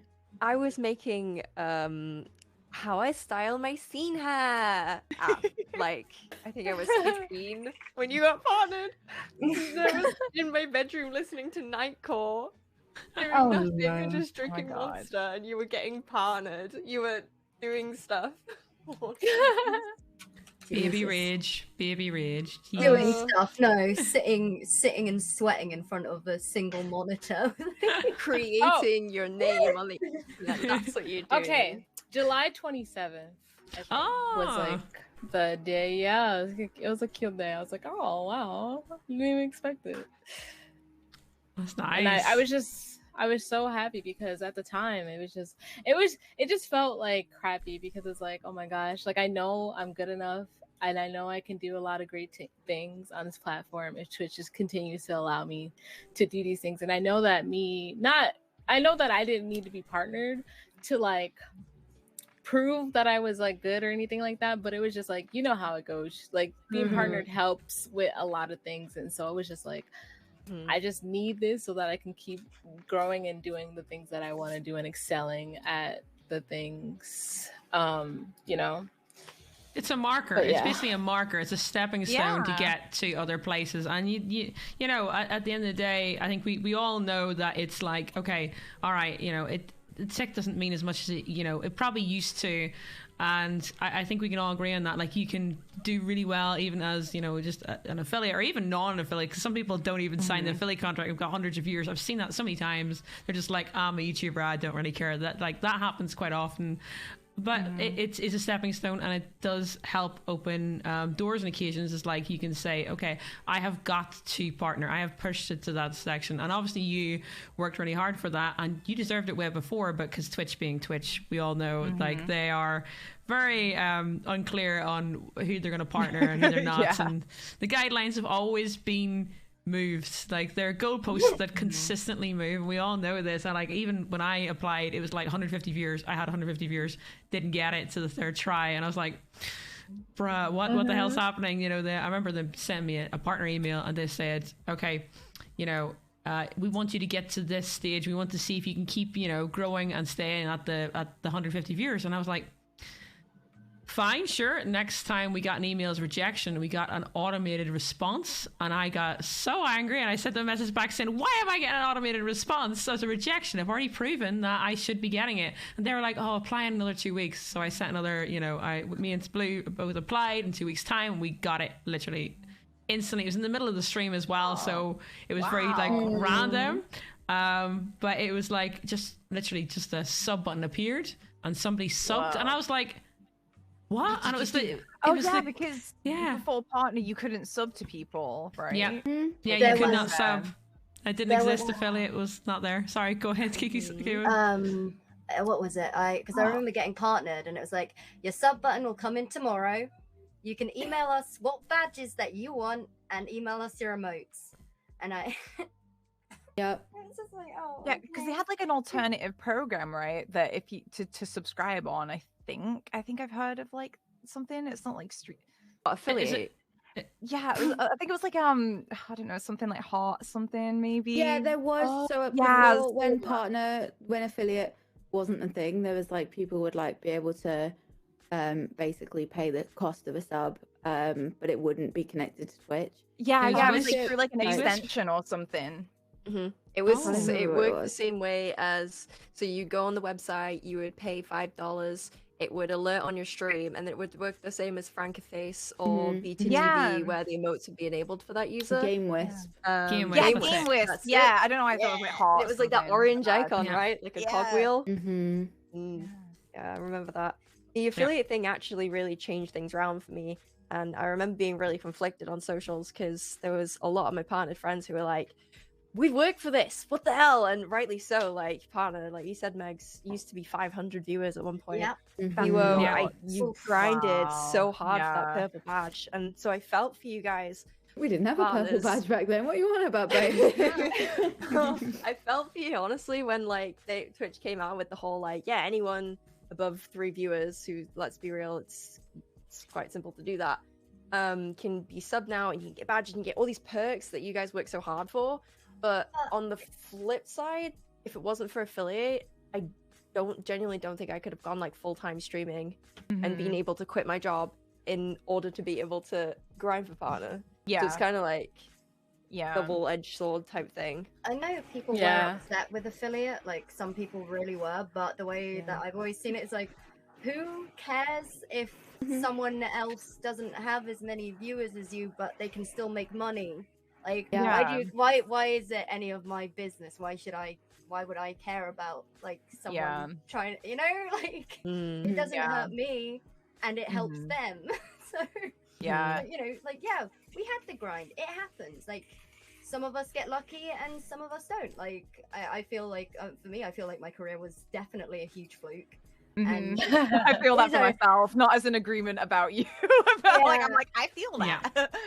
Really, like so, you know, with the whole affiliate thing, never like, you know, we all grind. Like everyone goes through the grind. Like if you want to do this job, like so never, you know, you can't compare. Like, you know, I wouldn't compare people's like success stories because we've all done it. We've all been at different stages. We're all at different stages in our like we're constantly growing and evolving. Like just everyone just be good to each other, man. I think it's like, do you know what you could compare it to? It's like the older generation getting upset, you know, that we get something easier. Maybe that was a benefit of some kind, or an easier pension or whatever. And they're like, I had to work harder for that. I had to work in a coal mine or something like that. They're like, they'll come out with that and be like, you did, and I feel sorry for you for that, and it shouldn't have happened to you, you know, it shouldn't have been that hard, but you know, we make it easier for our kids or grandkids or whatever, you know, you try and make it easier. And it's like when affiliate came out for me, obviously I was partnered by that stage by about a year or so, and I was a bit like conflicted because I was like, okay, this is actually really good, but it's also really bad at the same time. Not for me. I seen it as like, this could be bad because affiliates, when it came out and it was obvious how much they were getting a cut of, I was like, that's not going to make a difference for some people. Some people are going to be like, oh, I can go full time, and they're going to jump the gun way too early. And most partners don't even go full time. There wasn't an education system around that. They were just saying you can have a sub button, but there wasn't education behind, like, do not fucking quit. Do not quit your job, please, for the love of God. Like, just don't do it. But some people went out and quit their job and thought, I'm going to make it. Sitting on 10 viewers, I was like, that's just not possible. Like, even some partners, again, as we've already seen, there was a massive leak of how much a lot of partners earned. And it was very sad for a lot of people. And a lot of them were like, damn, okay, it's not what we think. And I think it made some people realize, I can't really do that as much. You know, but that was the first time a lot of people, it hit them. And I remember people coming to my stream saying, I don't think it's a career for me at that point. And I was like, it's not as easy as you think. Don't put it that way. The partnership part is just the goal, but it doesn't actually mean you're going to be full time. It doesn't anywhere near that. Like, it doesn't guarantee anything, really. A lot of what, like, I say to people is partnership isn't the end goal. It is a stepping stone to just opening some more doors to keep going. Yeah, exactly. You know, have you guys like had a lot of people like come at you, or like content creators like distance themselves or fall out with you because you got your badge and they felt like they should have had a badge? Oh yeah. Yeah, I've dealt with that. Okay. Got that. I've also dealt with like people in my community thinking like things are gonna change, which I understand. Like, you know, there have been people who get partnered and they change how they are, but it's like, dang, you didn't even give me a chance. But yeah, I've had like people in my community, like that were part of my community, be like, oh well, now that you're partnered anymore, like now that you're partnered, you know, just disappear, like you don't need me anymore. And it's like, what changed? What changed? I other remember than we me had, getting like, a badge. Nothing changed. I'm still, I'm still, You're still living. you. Yeah, it's like Thing. I had something similar. Like, so I started streaming. I actually did my first stream in 2010 doing League of Legends, Oh, and wow. it was really like, Jeez. oh, I got banned on Twitch, but I'm not even gonna go. I got Christ. banned when it was just in TV and Twitch. I did, my account was made in 2010, and I did a League of Legends stream drunk with a friend, and let's just say it, don't get me banned. I was probably about 17, and I was just like, whatever, don't care, like, you know. So we've got a ban evader here. Is that what you're telling us? I requested an on ban. I got the account that I was banned on, like on banned, because that's it says I made my account in 2010, so not a ban evader. It's okay. But I actually started in 2018, like at the end of 2017. I actually moved to, so I moved different country for a boyfriend, and then internet content creation happened. So relatable. Yeah, I actually started dating someone on World of Warcraft. Oh. So I started dating my Finnish druid healer, and I don't know, I just thought it was really attractive that he was like the best HPS, and I was like, oh, that's hot. Like, he does big healing and he has really good gear, and I just thought it was really attractive. And then I don't know, don't judge me, okay? And I was No, just this like, is so normal though. These days, this Why is isn't it even attractive? crazy. This is normal. Yeah. What? And I was just like, oh my god, like this guy's like really hot, and he like raid leaded once, and I was like, oh my god, his voice, like European accent, and I was like, oh my god, I just like crushed on him so hard, and I needed to go and touch grass, but I was not touching grass, and I was working at a phone shop as well. So I used to work at Vodafone selling like mobile phones. And I think, did you work at Vodafone? Yeah. Yeah. I think I remember having a conversation. Yeah, with you we've about chatted this. about it before. Yeah. Yeah, so I used to work on a mobile phone. I used to work at Aldi, and then I moved to Vodafone. Anyway, retail period of the life that sounds like we've all shared. Yeah, like, and I ended up having like really bad panic attacks, and I didn't know anything about mental health. I didn't know what mental health was, and I was having like breakdown panic attacks, hyperventilating, fainting, needing to pee all the time as well. It was really weird. I was like just needed to pee all the time, and I was like, am I just skiving? Like, what's happening? Like, but I was like getting faint, and one time like I literally rang an ambulance because I thought I was dying, but it was just a panic attack. And that like led me into like taking time off work, and basically like I'd started dating this like druid healer, and he was just like, just come live with me in Finland. Like, we have a socialist country, like the government will take care of you because you like sound like you're ill, and like you can just live here. And I was like, okay, like this sounds like a great idea.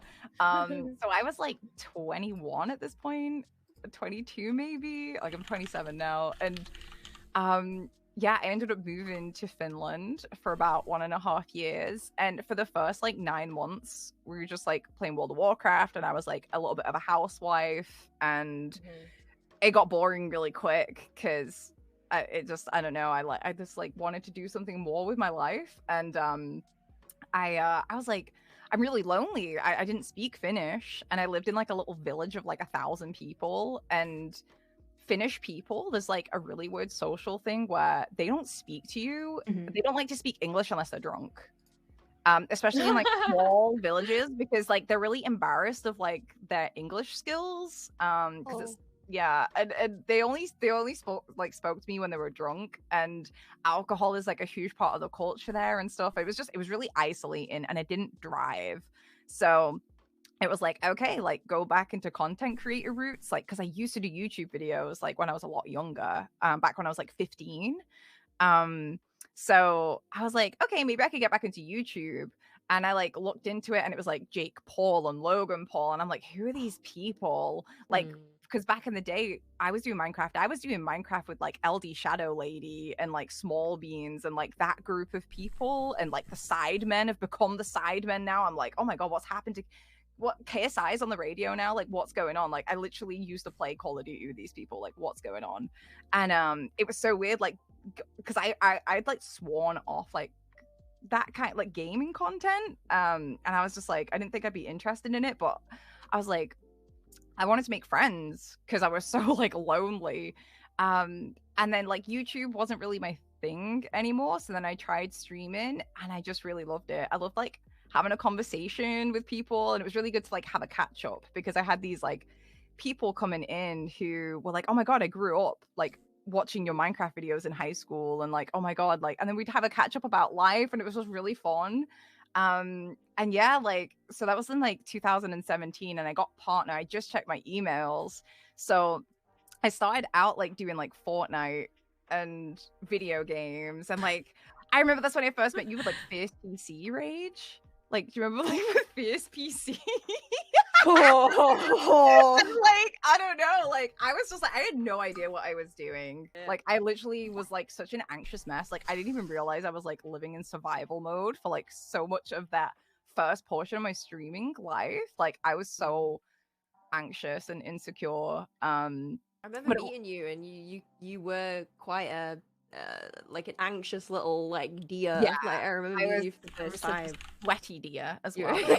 you were very overwhelmed. Yeah, I was really, really overwhelmed. And it wasn't until I started like really getting into tarot, like I started to find like my people on Twitch.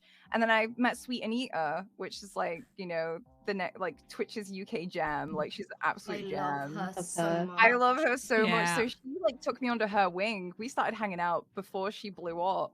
And then when she blew up, she started putting me on her Mental Health Mondays, because she did a podcast of Mental Health Mondays. And I was just like, she was just like, I love you so much, like you're so great. And like she was like huge, and she just like took me on her little blow up period. And it was so cool though, because she was like educating about Tourette syndrome. So like we had this like overlap of like mental health and like games, and then I was doing tarot. And it was really cool. And like I feel like it's only been in the last 2 years though that I've actually like found what content I want to make, because I feel like all of it's just been so winged, and now I'm actually like, okay, who am I as a person, and like what impact do I want to make here? Because it went from like I wanted to just make friends to like, oh my god, like this is my job now, like this is weird and I don't actually know what I'm doing. So it's been really interesting. But I got partner in June 2008, the 18th of June 2019, and I am currently, I think, still like the only UK partnered like female streamer who does like tarot, like whose tarot is like their main content. And I actually think there's only one other Twitch partner who's like partnered for tarot, and that's like in the USA. So That's we're very cool. like I'm from like such a weird place on Twitch sometimes. Like it's weird. Like that whole, when I asked you guys about like, have you had like people fall out with you with the partner thing? Like when you got partner, like it's so bad because like in the tarot category, there's like, it's just so tiny. There's like I don't know. I suppose people would kind of like cast you out when they realize that you've kind of like surpassed them in a league type thing, because it's so small. Because the toxicity spreads quite a lot. Yeah. It spreads like wildfire. It's like there's not enough traffic flowing through it, so people feel like there isn't enough to go around. And then they also just copy each other. Like they try and emulate what they think works rather than just like being themselves. And what they don't realize is like I didn't get to where I got to because I was reading tarot. Like I got to where I got to because of like all of this my whole journey, which wasn't just tarot. And like I don't know, it's really interesting. I think like I'm sure y'all have like, you know, you've been through the phases where like you realize it's not because of the game you play. Like a lot of the people who end up really staying, and like it's because of like who you are, like and they like hanging out with you. 100%. Yeah, I completely agree with this, especially on the partnered chick thing. I remember even before we got partnered, so when we first played when we first started streaming DayZ, we obviously got a lot of, you know, influence from a lot of the RP community, especially like Kiwo, Moon, and a couple others. And we didn't really fully do RP. It was a bit like a Deadpool thing, where it's like a breaking of the third wall. So we did like crazy things like running people over buses very slowly. That was quite interesting, tying them up and then running them over. But So we did like little silly things like that. But I remember, and this is why I actually remember leaving the game in DayZ. I know it sounds quite sad, but we really were like, we need to get out of here because DayZ didn't turn the way we thought it was. We were like, we can't just keep staying on one game. And we were like really sort of like, we were so invested and we were like, right, we need to move. And it was actually because we were getting close to partner. It was so close. We knew we were 100% going to get it eventually. Like, it's going to happen. And we had a team speak full of people and we called it the safe house. And they're streamers. We would raid each other and stuff like that. We would specifically go out of our way to raid these people if we could. Some people we could not raid because of when they streamed. And that became bitterness. And that was a bad move from us because we were just trying to grow each other, and we were rating them consistently, and we turned out to be the biggest just because we were unique at the time. We sort of half RP'd, half didn't. It was a weird concept of what we were doing, and they turned only one or two people, but they turned very bitter to the point where this guy went drunk on one stream and he called Simon a PEDO word. Like, I can't really say it, but like just randomly he called us like a whole lot of names and stuff like that. That guy, we actually reported him. Unfortunately, back then it was very hard to remove people from Twitch because obviously the report system's now a lot better. But he got away with this stuff and he used to say horrible things about us. We were like, right, that's it, we're moving, and we got partner on DayZ anyway. But we were like, it does definitely change things, but that's at 1% of Twitch. 99% are lovely, but sometimes that 1% can just ruin your whole atmosphere and stuff, and you're like, no, that's it, that's it, I'm out type of thing. So I definitely think that it's a good point. I think we all have dealt with that some way, shape or form, and I think everybody who's trying to grow on Twitch will deal with that, and it's just something you gotta just get past and just forget about them, and just you are you, and you're getting to where you are because you're putting the work in, not because you've landed there luckily. You've actually put the work in, and that person obviously hasn't. Right. And it's like, also, even if that person is also putting the work in or feel like they're working harder than you, it's like, what people need to realize is that you shouldn't be in an unhealthy competition with somebody who probably isn't even thinking of you that way. Like, if you're gonna have I understand having friendly competitions, and if you're gonna do that, I feel like there has to be both parties need to know, because just having that animosity, I've dealt with that as well. Like, with people be feeling a certain way about me doing things, and it's like, bro, I didn't even know that. You're clocking me, you're keeping tabs on me and caring about what I'm doing while I'm just I didn't even know you did this. So how the heck? I feel that.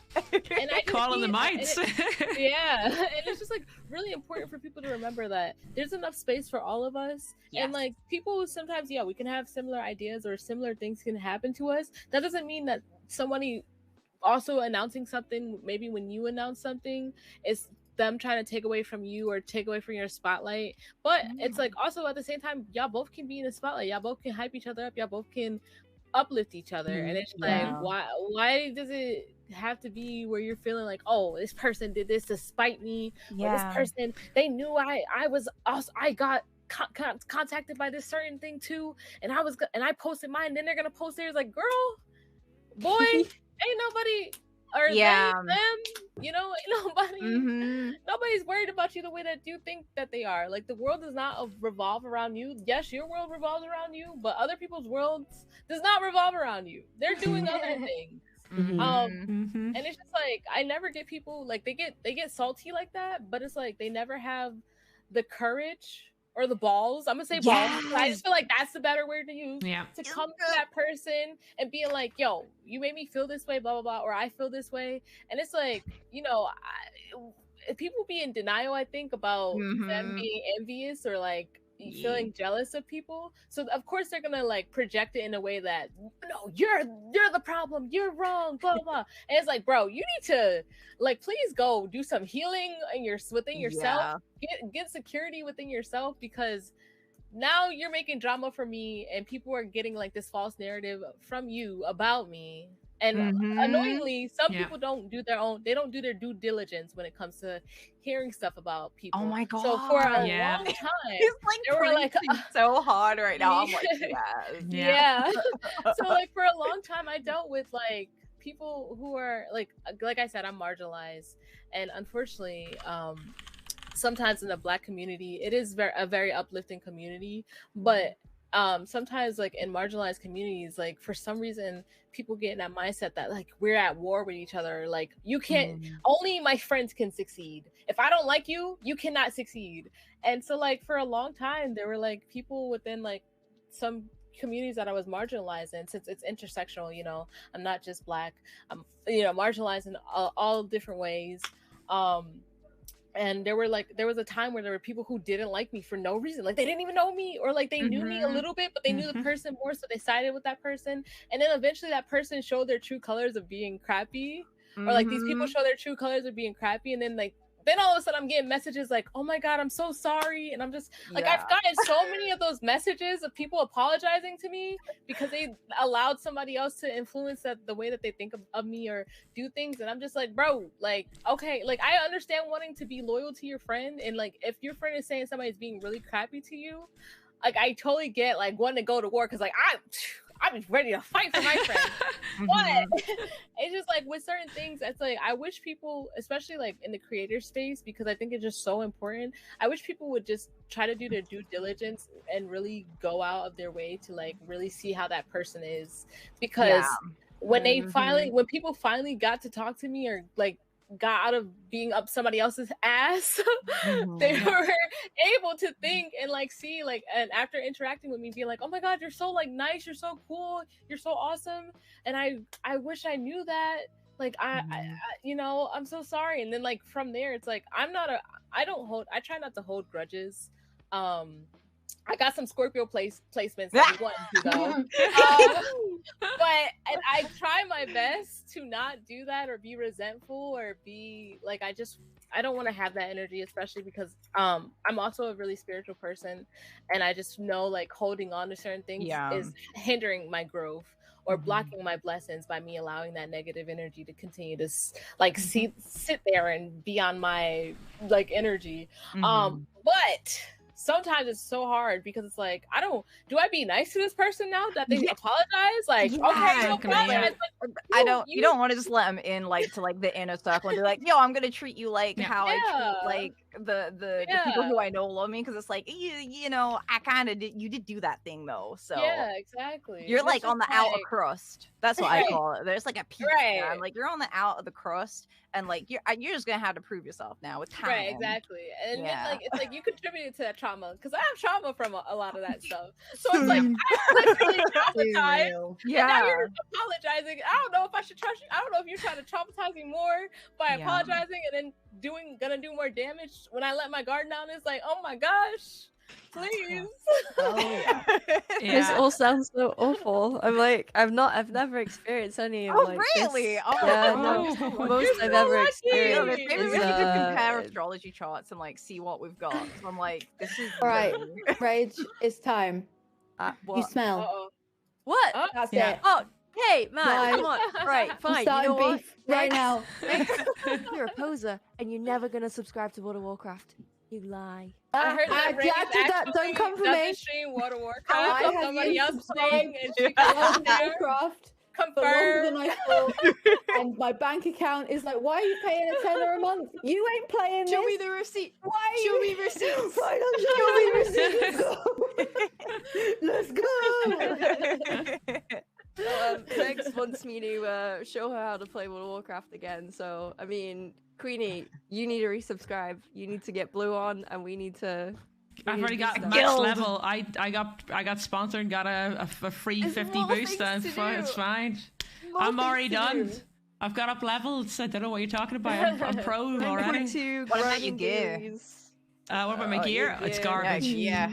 It's bloody garbage. I don't have any good gear. I got too many MMOs to play. I can't play anymore. If I start jumping on World of Warcraft, you'll never see me again, guys. I'll be like, I'll have a Hello Kitty ship bucket beside me and I'll never leave.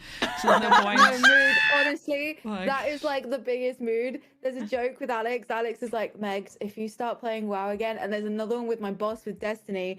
Oh my god, my boss, the CEO of Esports Scotland, he is a really big Destiny player, right?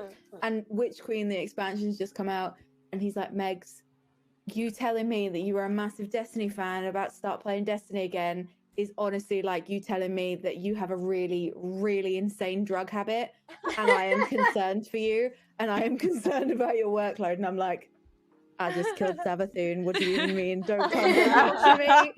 Don't talk to me. I'm gonna go raid. Goodbye.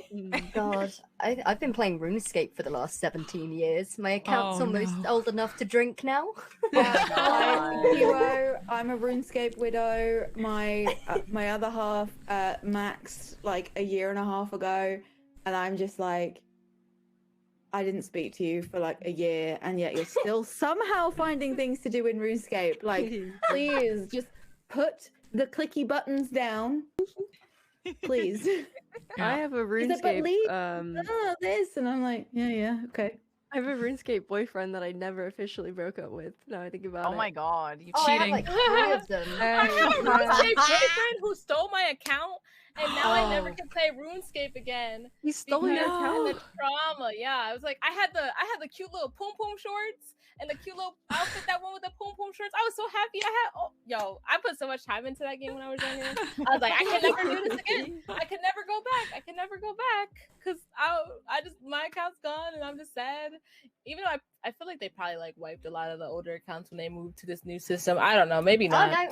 no, all the accounts still exist, and of course, old school RuneScape turning 9. That was Okay, cool. 9? Yeah. it's 9. Yeah, it's a 9. Oh year my anniversary. god, I hate it. Wow. I was at uni. I was at uni at the time, and I remember it had just come out, and I was throwing a party for my friend, but he decided to play RuneScape instead, and he was like, "Oh, Kiwo, I'm 13th in the world for woodcutting right now." I was like, "Yo, that's the coolest thing ever. I'm gonna go get drunk now, you fucking loser." And then we come back, and it's like 3 a.m. and we're still drinking. We're in the like the kitchen area, and music, drinks. We're all rowdy uni students, and he just comes in. It's 3 o'clock in the morning. I was like, "Yeah, but Matt, you're 13th in the world for woodcutting," and the entire kitchen just erupts into an applause, and he goes back to bed with a smile on his face, and we still get to keep partying. Amazing. Oh my Dumb. god. This is actually, do you know what? I made a whole lot of questions like, do you know what? I think I'll have extras, it'd be fine. But we've got through 3. We've got through 3 in 2 hours. And I was like, oh, well, this is probably be enough. But if we run out, it's fine. No, we've been speaking away. Like, literally, that was actually really good. I do have I was going to move on to the next one anyway, but it's up to you guys. I'm probably going to go on to a less serious one than streaming, because I think we've covered so bloody much on streaming at this point. We'll go into something less serious, right? Has everybody spoke about the streaming? Yeah. Did In everybody? some form, I think. Yeah, we all were just like, Yeah. Hard to say. I think we all got something in there. So right, we're gonna go into this. What hobbies does anybody have outside of Twitch and gaming? Like, do we actually? Because I know, I'm not gonna lie, this is most of my life, to be honest. So does anybody Supposed actually to have anything? hobbies? We're supposed to. do. I get asked this quite a lot. I'm not gonna lie, I get asked this quite a lot. Like, I'm quite curious to hear your guys' hobbies outside of like gaming, to be honest. I've got one that's outside of the whole nerd sphere Oh my as god. well. Let's go. So not even like model Okay. painting or cosplaying or something. Snowboarding. That's cool. I've always wanted to do I've seen your snowboarding. pictures. I Yeah. feel cool saying I snowboard, Aw. but most of the time I end up on my ass. So it's not that cool. I had some wicked bruises. If I can. I tried to send them on Discord, and Discord was like, "Hey, This is another this server has a non-safe for work filter, so you can't." And it's literally my knee, and I'm like, No, it's a boob. skin. it's a leg boob. Yeah. But yeah, I had some wicked bruises. But yeah, I'm not that good at it. But yeah, snowboarding. That's I my. love that. Do you my go to like hobby. Chill Factor? I do. Like yes. yeah.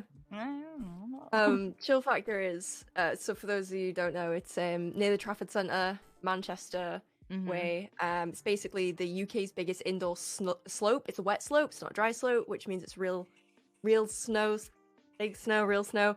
So if you fall, it doesn't hurt that much unless you're boarding at the end of the day and it's icy conditions. Then you fall and it really hurts. But it's cool because they've got like a little bunny slope for like beginners to learn. They've got like a smaller slope that's connected to the biggest slope. So if you're interested in skiing or snowboarding, not sponsored, it's a good place to learn because they have like the different things. And if you have kids, so you're a mum or a dad, or if you look after little ones, there is a little like slide that they can go on. Like they sit in like rubber ringies and they go, and there's like little penguins that they can take. So it's a good day out. It's a really good day out. Cool.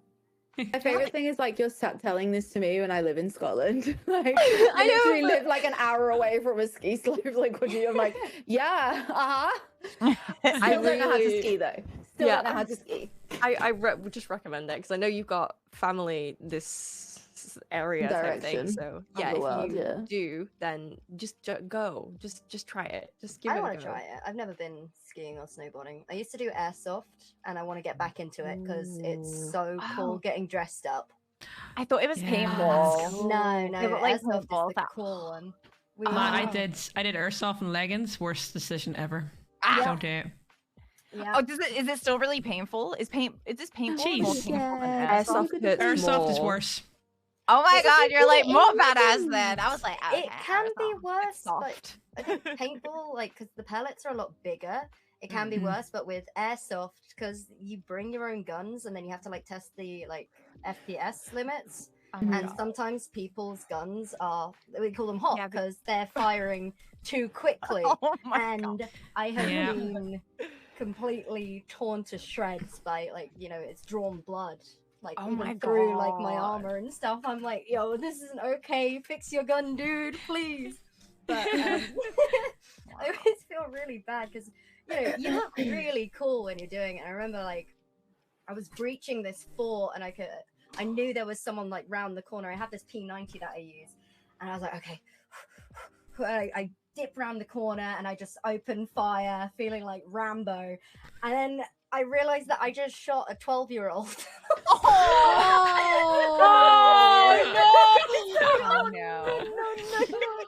Oh god. You go with your friends, like, and you feel so cool, and then there's just a bunch of kids around. Like there was this one boy who was about 10, and like some of the older guys were being kind of mean. Like they just kind of stand at the spawn area and smoke and show off their expensive guns and not actually play. So, you know, I try and get the kids involved, and I was like, hey, you know, take my pistol, cover me while I'm reloading. You know, I try and give them like a proper experience. And this one kid was just like, oh, that was really, really cool. You must be one of the older kids. You must be at least 14. 27. But yeah, airsofting, I need to get back into it. And I also like to knit, I draw and paint, and I collect contact lenses. Ooh, that's weird. Like cosplay contact lenses? I do have, like, they are like cosplay lenses because I dress, I'm very eccentric when I go out. I haven't grown out of my emo phase. But... Yay! Same. Oh wait, hold that thought. I have these on show because I don't know, eccentric, but oh, she is eccentric. Like new rocks. These are my babies. I've Oh, not. I love those. Yeah. Let me Really get cool. Let me get the link. I think where is I got it on Twitter. Oh, I got these cute boots. Oh, I gotta show these boots now since we're showing boots. Oh, Bring I it, got let's see these 'em. boots. Oh god, yeah. Hold on one second. I want to show them. Go get him, let's see him. Yeah, sorry. I love like harnesses, I love goth attire. bodices, so much. everything, chokers. I'll Did you go show you. get your sister? Here we go. I'm going out tomorrow to a gaming bar, and I've literally just bought a new leg harness. I'm like, I'm gonna wear that with some leather pants. at some point. I'll nice. show you guys my Oh, they're nice. I have a disgusting collection of Oh my god. everything. These are half of my shoes. That's so nice. They're just on discount. Oh my god. Oh. Oh, those You're are so like cute. Oh, lovely. Yes, Mm, Killstar. that. Yeah, literally, I own like the majority of Killstar. It's disgusting. Oh, Killstar is so nice. Yeah. Let me see your shoe, Keekee. I want to see that again. I Oh. didn't see it because it was so Yeah, it big. has like a flower on it. It's so Ooh, pretty. I love that. That's really It's like nice. pretty and goth at the same. Oh, I know, Love I it. love them. it's so nice. I recently got them and I was like, but yeah, if you want them too, sorry, this is gonna be a shameless plug, but I had got partnered or endorsed by Blackcraft and I got them from there. So if you use my code, you can get some money off. Can you? Would you put that in chat Love because money somebody's Sure. asking for somebody's asking for a link for them, Keekee, in chat. Okay, so, yeah, sure. yeah, Oh, link it in. nice. Oh yeah. I love I that. I forgot I started making dice as well. I started getting into making cool. dice. Oh, that's so cool.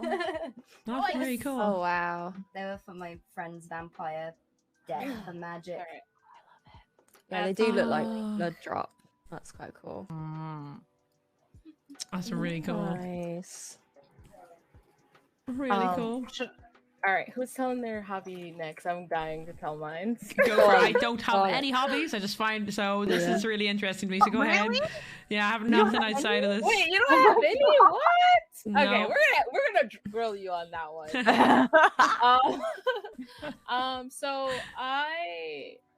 I don't know where to start. I'm gonna start with I've been doing poetry since I was really young. I love poetry, so I write poetry, and I've also been singing since I was really young. So I sing a lot. I sing on stream too because I kind of can't help it.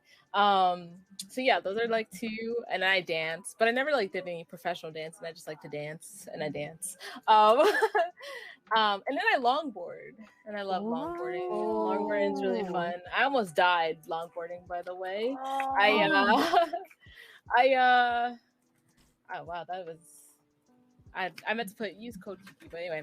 But yeah, I almost died because I got hit by a car on my longboard, and I got knocked unconscious, and I Oh my I god. like hit my head.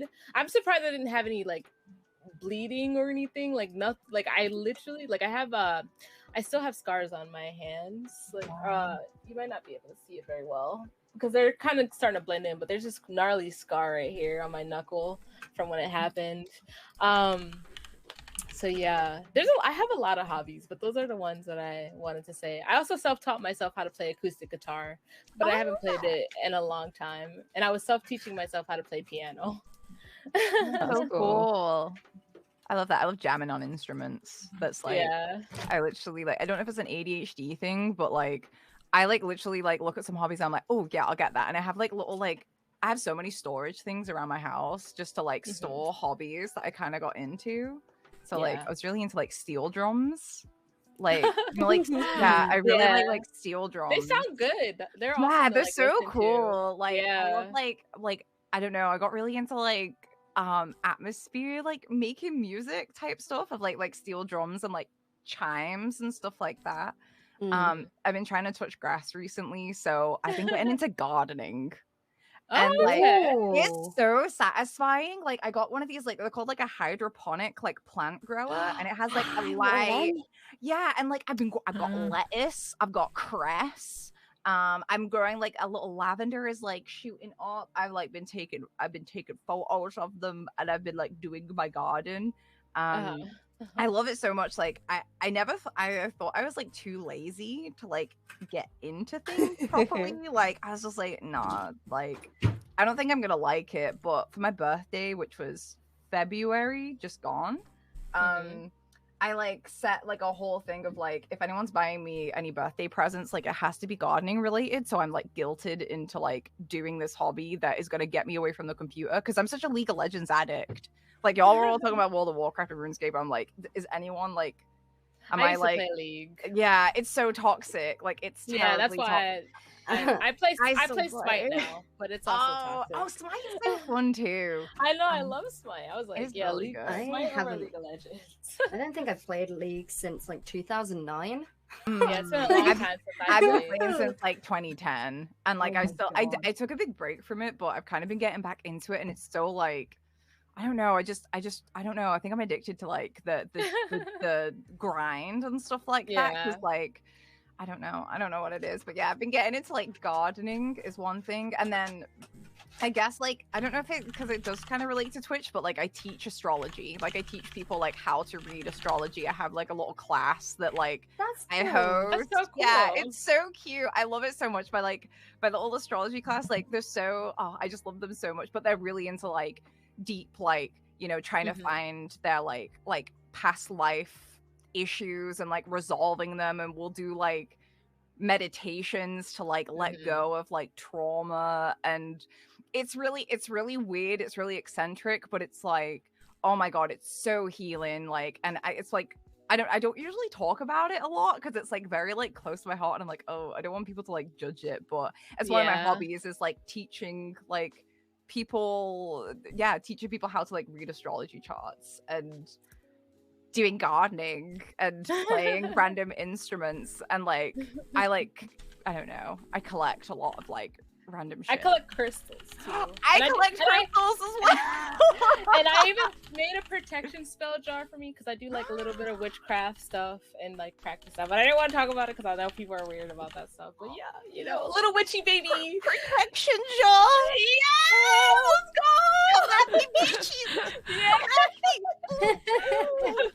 Yeah, but like some people are really weird about those things. They're like, oh my god, I think it's really good all for the like, mental misinformation. health. Yeah, I really like it for mental health. Even if it like doesn't work, I'm like, well, if it was a thing now, I feel better because it's like a mental representation of like you won't mess with me, and like and even like little things like if your mind like drifts off into like not staying in your lane or like I don't know, just do a little like affirmation or just hold a crystal that I don't know, like I think that it usually works, but I think so too. I think so too. But even people who are a bit but skeptical, I will allow people to think what they want. It's just I'm the not gonna be it's like, just your yes, mental. it's totally like this is scientifically proven, y'all can't deny it. I'm just Yeah. like, y'all wanna do that, whatever. Also, I wanted to ask you, Pisces, what's your moon and your rising? I kind of want to say like guess, like just I don't know if it's like. Want me to guess? Oh goodness. Okay, let me see. I don't know if that'll take too much time. Actually, I can just say. Yeah. well, hold on. Okay, I'll guess that there's maybe some Gemini in your chart. No, There's none. no, I'm a Sag Oh, moon.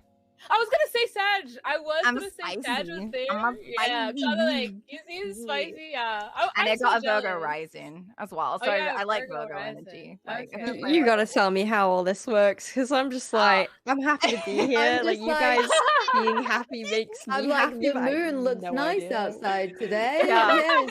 So it Mhm. actually looks nice outside today. It's No the full joke. moon. It's Huge. in Virgo today, so it's like extra nice. If you feel the Yeah. urge to clean, y'all should do it because Mhm. you It's get a good time to blessings. clean. I thought about Lazy. it and then I thought, nah. Like I was like, huh? Yay. No. Yeah. Oh my god, those chokers. Wow, that is a collection. Yeah, I love that. I can't find my purple ones somewhere. I got like I color coordinate my contacts to match my chokers. Oh my It's god, really- I love that. I kind of have the same, but it's like elf related, like Mhm. cosplay stuff. I love like dressing up like an elf. I've got like loads of tiaras. I've got my favorite one is this like mushroom one, and I it's did like wanna. Oh, Oh, it's Aw. like That's sit so on like that. cute. It's so cute. I love it. that's Um, adorable. I love that. Like I will that. say, I wish I had a Sagittarius rising. I love Sag Risings. They're so funny. I know. That's me. I don't know what any of I- this By the way, means. sorry. Yeah, I'm sorry. gonna Yeah, stop- we could like. I'm I'm gonna stop literally derailing like the choosing to like conversation. suppress just- my astrology. Yeah, like I'm brain. trying so hard, but like after you said that, I was like, I want to talk. Wait, I just want to say You guys I'm need to, so like, jelly. Talk like you guys need to stream Yeah, together we're because friends this now. this Yeah. energy is That's amazing. Like so joyous. Like I just love sit it. there and watch that. It's so cute. Kiwo, I just want to ask real quick. You said you collect contacts.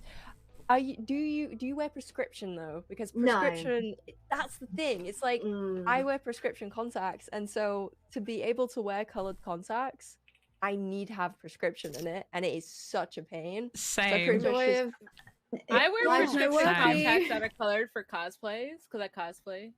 I Yeah. found like some decent sites that have some decent ones that are usually prescription. But yeah, it was really hard in the beginning trying to find some that are prescribed.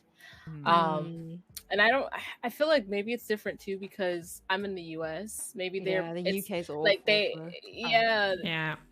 I don't know You- how like that stuff goes, but it like, seems So you I don't- can. I feel like I can get prescription contacts. Oh, this is one of my There. cats. I saw the shadow, and I'm like, do I This say this? this is Ezio, as in yes, named from Ezio from Assassin's Creed. oh nice. Exactly. No, but he's Ezio. He's The third no, I'm just kidding. He's got your Oh, child's my name. brain's just broken. Ezio Oh, no. Meowdatory. There we go. Meow. That's my brain went. Aw. He's Ezio. So I've got astigmatisms in both my eyes, which makes it even harder to get prescription Oh, contact yeah. lenses. Yeah. Yeah. I had Yeah. astigmatism, but it healed itself. So like I had one in only in my left eye, and then I don't know, it was gone. Like I wore my glasses, and then I went back, and they were like, "Yeah, it's gone." And I was like, I was gonna "Oh." wear my glasses today, and I was like, "Oh no, I don't." I'm like new to them, and I kind of like don't wanna like. I feel so. I've never worn glasses before, and I feel Oh, like that's so like. Aw. I like wore them today, and I was like, I'm like still like I think in my brain still like there's still like a 5-year-old where like glasses aren't cool, like don't wear them. And I'm like, oh fuck, They're so cute though. Glasses are so cool. Like literally, Yeah. there are people that buy glasses without prescriptions in because they Prescriptions, want yeah. to make Yeah. them Wear seem glasses. cool. Yeah. They do, And then yeah. I'm like, because like the amount of people I used to have quite big, just round glasses for a while. A lot of people were like, are they prescription? And I was like, well, if I don't wear them, I can't see a bloody thing. So yeah, like what? Well, what The exactly biggest is? frames that I have? The ones I used to have were these. Oh, Queen, you can actually. Oh, let's finish. see. Sorry. No, let me see it. Let's have a look at these. Oh, these look cute already. Oh, step on they're quite me. nice. Oh my god. Yeah, and then They're I was like, I pointy want, at the I want sides. big. I like the big ones boom, though. boom, They're like boom. witchy. Yeah, me too. Wow. They Yeah. like. I feel like they match me more.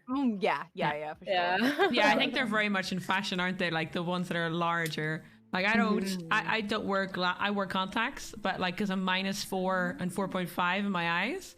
But I do get colored contacts. I get purple. I've got red. I've got cat eyes ones. I've got Ice Walker ones. So I do collect them, not as much as like some of you guys do, but like I'll have some and I'll probably not wear them too often. I did wear the red ones in stream one day, and people came in and they're like, "Oh my god, what are you doing? What is with these red eyes?" Like, fuck it, I'm not gonna wear them anymore.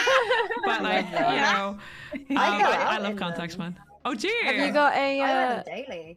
Oh, that's quite nice. Like, I think it depends on like what you're wearing, because I think it does suit like a more of a gothic type of look. You're like, okay, that suits it. But sometimes I'll be like, I'll wear, I don't know, just something completely random. Sometimes I'll wear black. I don't too often because I don't like being called emo because of the purple hair and stuff. So I'm like, I don't want to be put under like one brush. I'm just like, you know, I'll wear whatever the hell I want at the time. If it's black, it's black. If it's blue, it's blue. Whatever. It's more like humor attire for me. But like, yeah, I don't wear it as much because of that. I think that's why I just don't. Yeah. Yeah. I think what it is too is like comfortability, and then like having confidence, like no matter if somebody says something that would like make you be like, oh, I'm gonna rethink this. Yeah. Because it's like it's so easy to start to second guess your choices, even though you might like something, but because somebody was like negative to you about it, then you're like, oh, now I'm not gonna do this because now I'm uncomfortable. Yeah. And like that's how I used to, because I used to like, well, I was always fine with myself. Sorry that I'm gonna tie this back to streaming, but like, you know, I just wear like you were saying, Queenie, you just wear whatever you want. Like I just wear whatever I want, and like, you know, fortunately I have boobs, and people feel like, oh, you're only wearing that because blah blah. And I'm like, bro, this is how I like to dress like in real life, you know. And like at some point, like I started feeling self-conscious about that because of like all the hate that like women get, and then I was just like, no, these are not my thoughts. These are thoughts that were projected onto me, and now I unfortunately started to adopt, and now like it's like I feel like you have to like recognize that stuff so that you can like Yes. like So push it much. out, because sometimes it's not like, you know, your thoughts of like how you feel about it, but because so many people might have had like a negative thing to say about it, you're like, oh, I'm not gonna do It that does again. like affect like your unconscious mind. It does like Yeah. use that like, oh well, maybe, you know, Yeah. like it's not. Agreed. Yeah.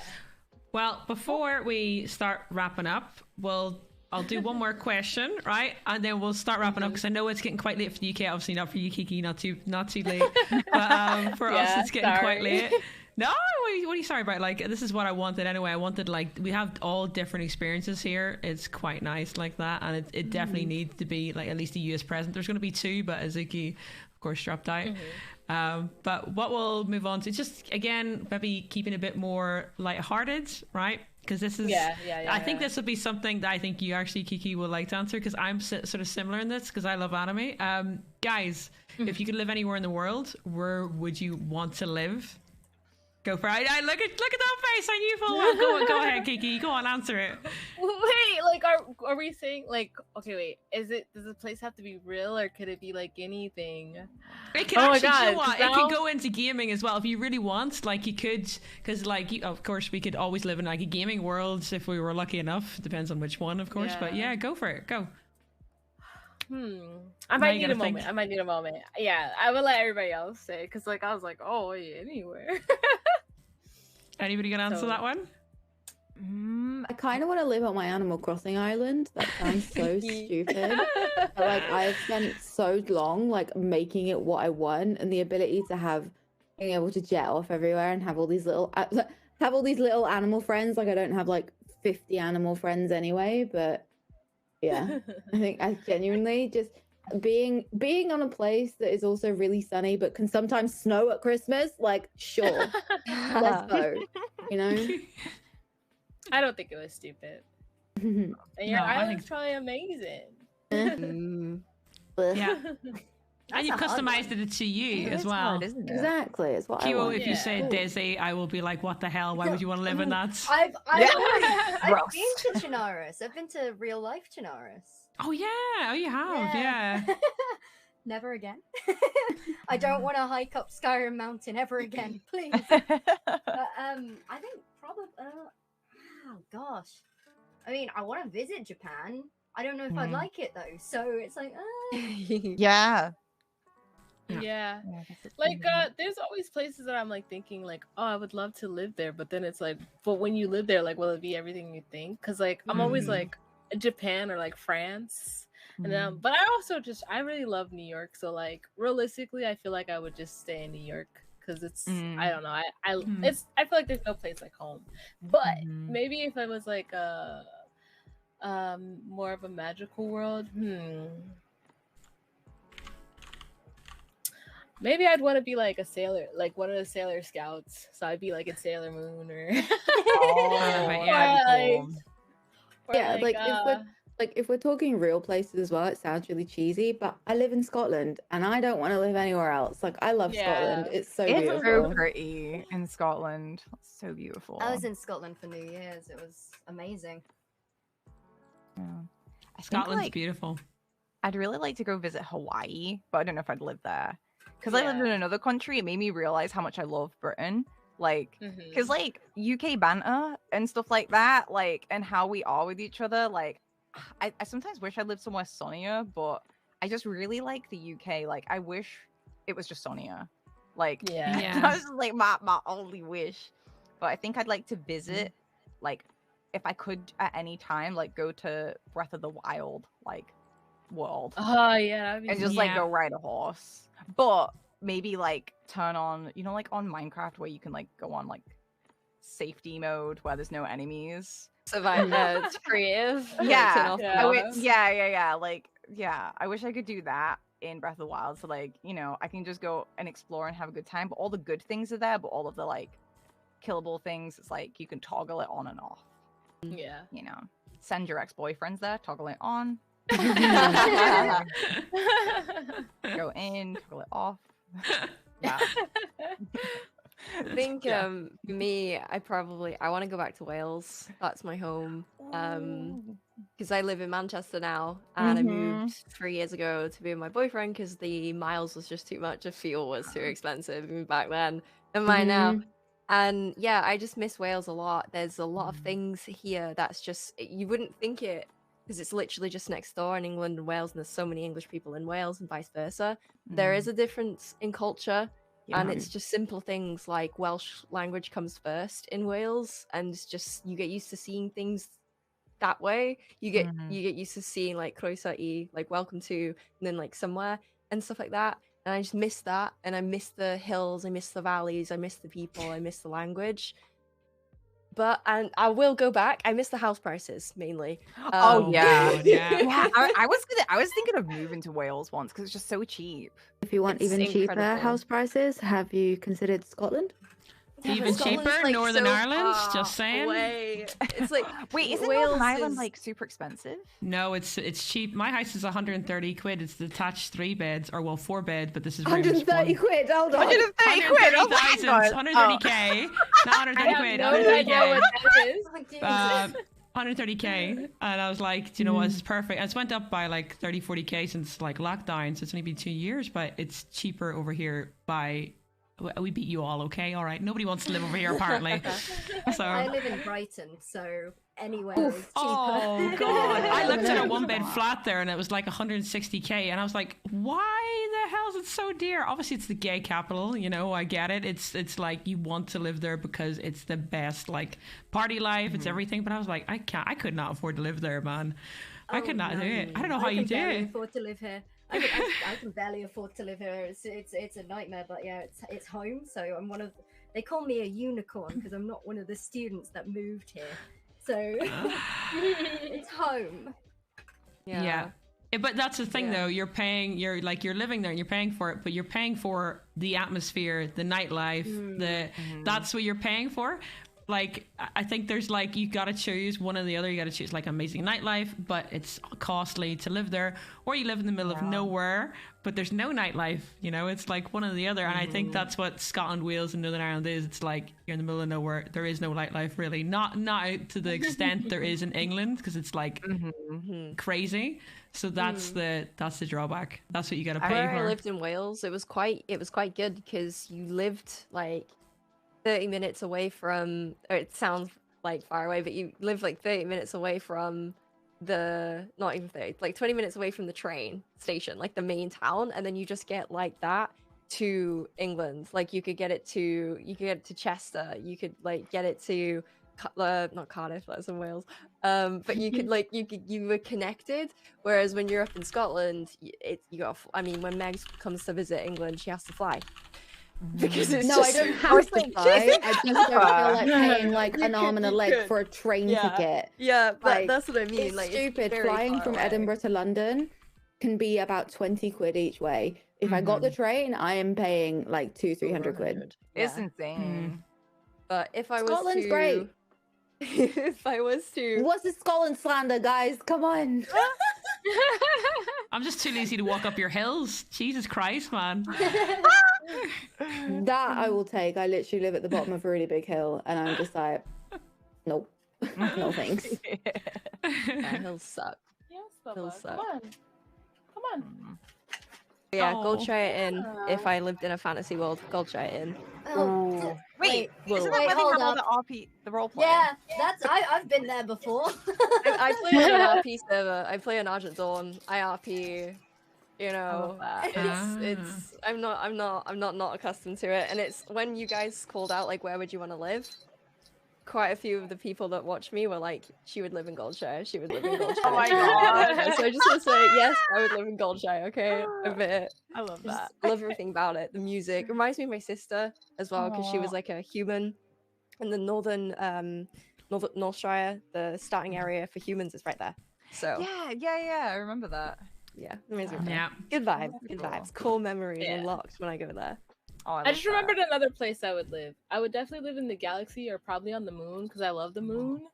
If I could, Aw. without like, with normal stuff like oxygen and stuff. With your background, you know what? I'm not surprised. Like my house Yeah. on the moon. Yeah. I love that. Who hasn't answered this then? Kiwo, you didn't answer it. You dodged it. Where I would live? Yeah. Okay. Oh, probably. You know what? I'll go with if I could breathe underwater, the world that Abzu is setting. If you've ever played Abzu, it's the same. It's a giant squid game, but it's the same art director who used to work at that game company. His name's Matt Nava.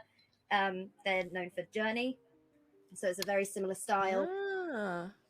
Gorgeous guy. Tell I've me seen why this. when Kiwo was like, if I could breathe underwater, I was like, the year 3000, let's go. Like, come on. You got too into Busted, man. I saw Busted. Wait, with Busted, McFly me in Busted. 2000 Come on. Oh my god. Wembley. Aren't you in obsessed with McFly? 2003. I saw it in Yes, Manchester. Yeah, McFly was like backup for Busted when McFly were really Mhm. small. We won't talk about McFly. Wait, Wait, what about McFly? I'm not in the loop. I've seen McFly like 70 times live. Oh It's my Oh ridiculous. God! What the hell? How many times? The, like the 5 colors in her hair. That's McFly, isn't it? Yes. Yeah. My teenage years were interesting. I went to gigs. I went to gigs a lot Mhm. during my teenage years, but it was all very angry, heavy. Not music. McFly. Got it. No, Yeah. I did see them. I did see them at one point, but yeah, Mhm. no. I mean, I saw Slipknot in 2001. I was like really into that Wow. stuff. I really wanted to go to Slipknot, but my mom would not let me because she heard that they like urinate on like the crowd. They stuff like didn't that. urinate on the crowd. None of that Oh. happened. Okay. I wish I got to Yeah. see Linkin Park. Like that was my Yeah. Yeah. really wish I got to see. And Download 2014 was probably one of the best lineup. I think it was 2014. Let me just check. Mhm. But yeah, all my friends wanted to go to that, and I was 16, and we were just finishing our GCSEs, and so as a reward, their parents were like, "Here's your download ticket," and I was like, "Hey, mum." No, Oh, it didn't happen. It didn't happen. She was like, No. "No, it's loud," because she's a Christian, and so that kind of like music, especially like Bring Me the Horizon. When you die, the only kingdom you see is 6 foot wide and 2 foot wide and 6 foot deep or whatever. I had that on a T-shirt, and she hated Oh, I it. can imagine. Oh. So anything like this, she's like, Oh. Jessica, turn it down. Did Sorry. any of you guys listen to like System of a Down? Yeah. So there was that song Cigarro, right? I don't know if you heard the song Cigarro. It's like really bad and like really the lyrics are really bad. And I remember like being like 9 and I got the like album that it was on and I was like coming home from the traffic center listening to that and it's like start singing and it's like the worst lyrics. And literally my parents both look at me like, what is this? Yeah. I'm like, I just bought it for like a song that I knew. Like, I didn't know this song was on it. Like, it's the album. I'm sorry. They always shoot you that concerned look. Like, yeah, they were just like, they literally turned it off. They were so mad at me. I was just like, I'll absorb your judgment and go to therapy for it later. Thank you, parents. It's a good song now, though. I actually really like it. I'm like, they make a lot of good songs that are like so Mm. socially Yeah. accurate in the most crazy way possible. Mhm. Like they're a good Mhm. listen. Mhm. Yeah, they were like, Fun whoa. fact: I every used to time. mosh. I used to mosh at hardcore shows, but I haven't done it in a while. But yeah, I used to go and do some moshing. I like that. And I wish I saw Paramore at this. Like, I mean, there'll I probably saw still be time Paramore.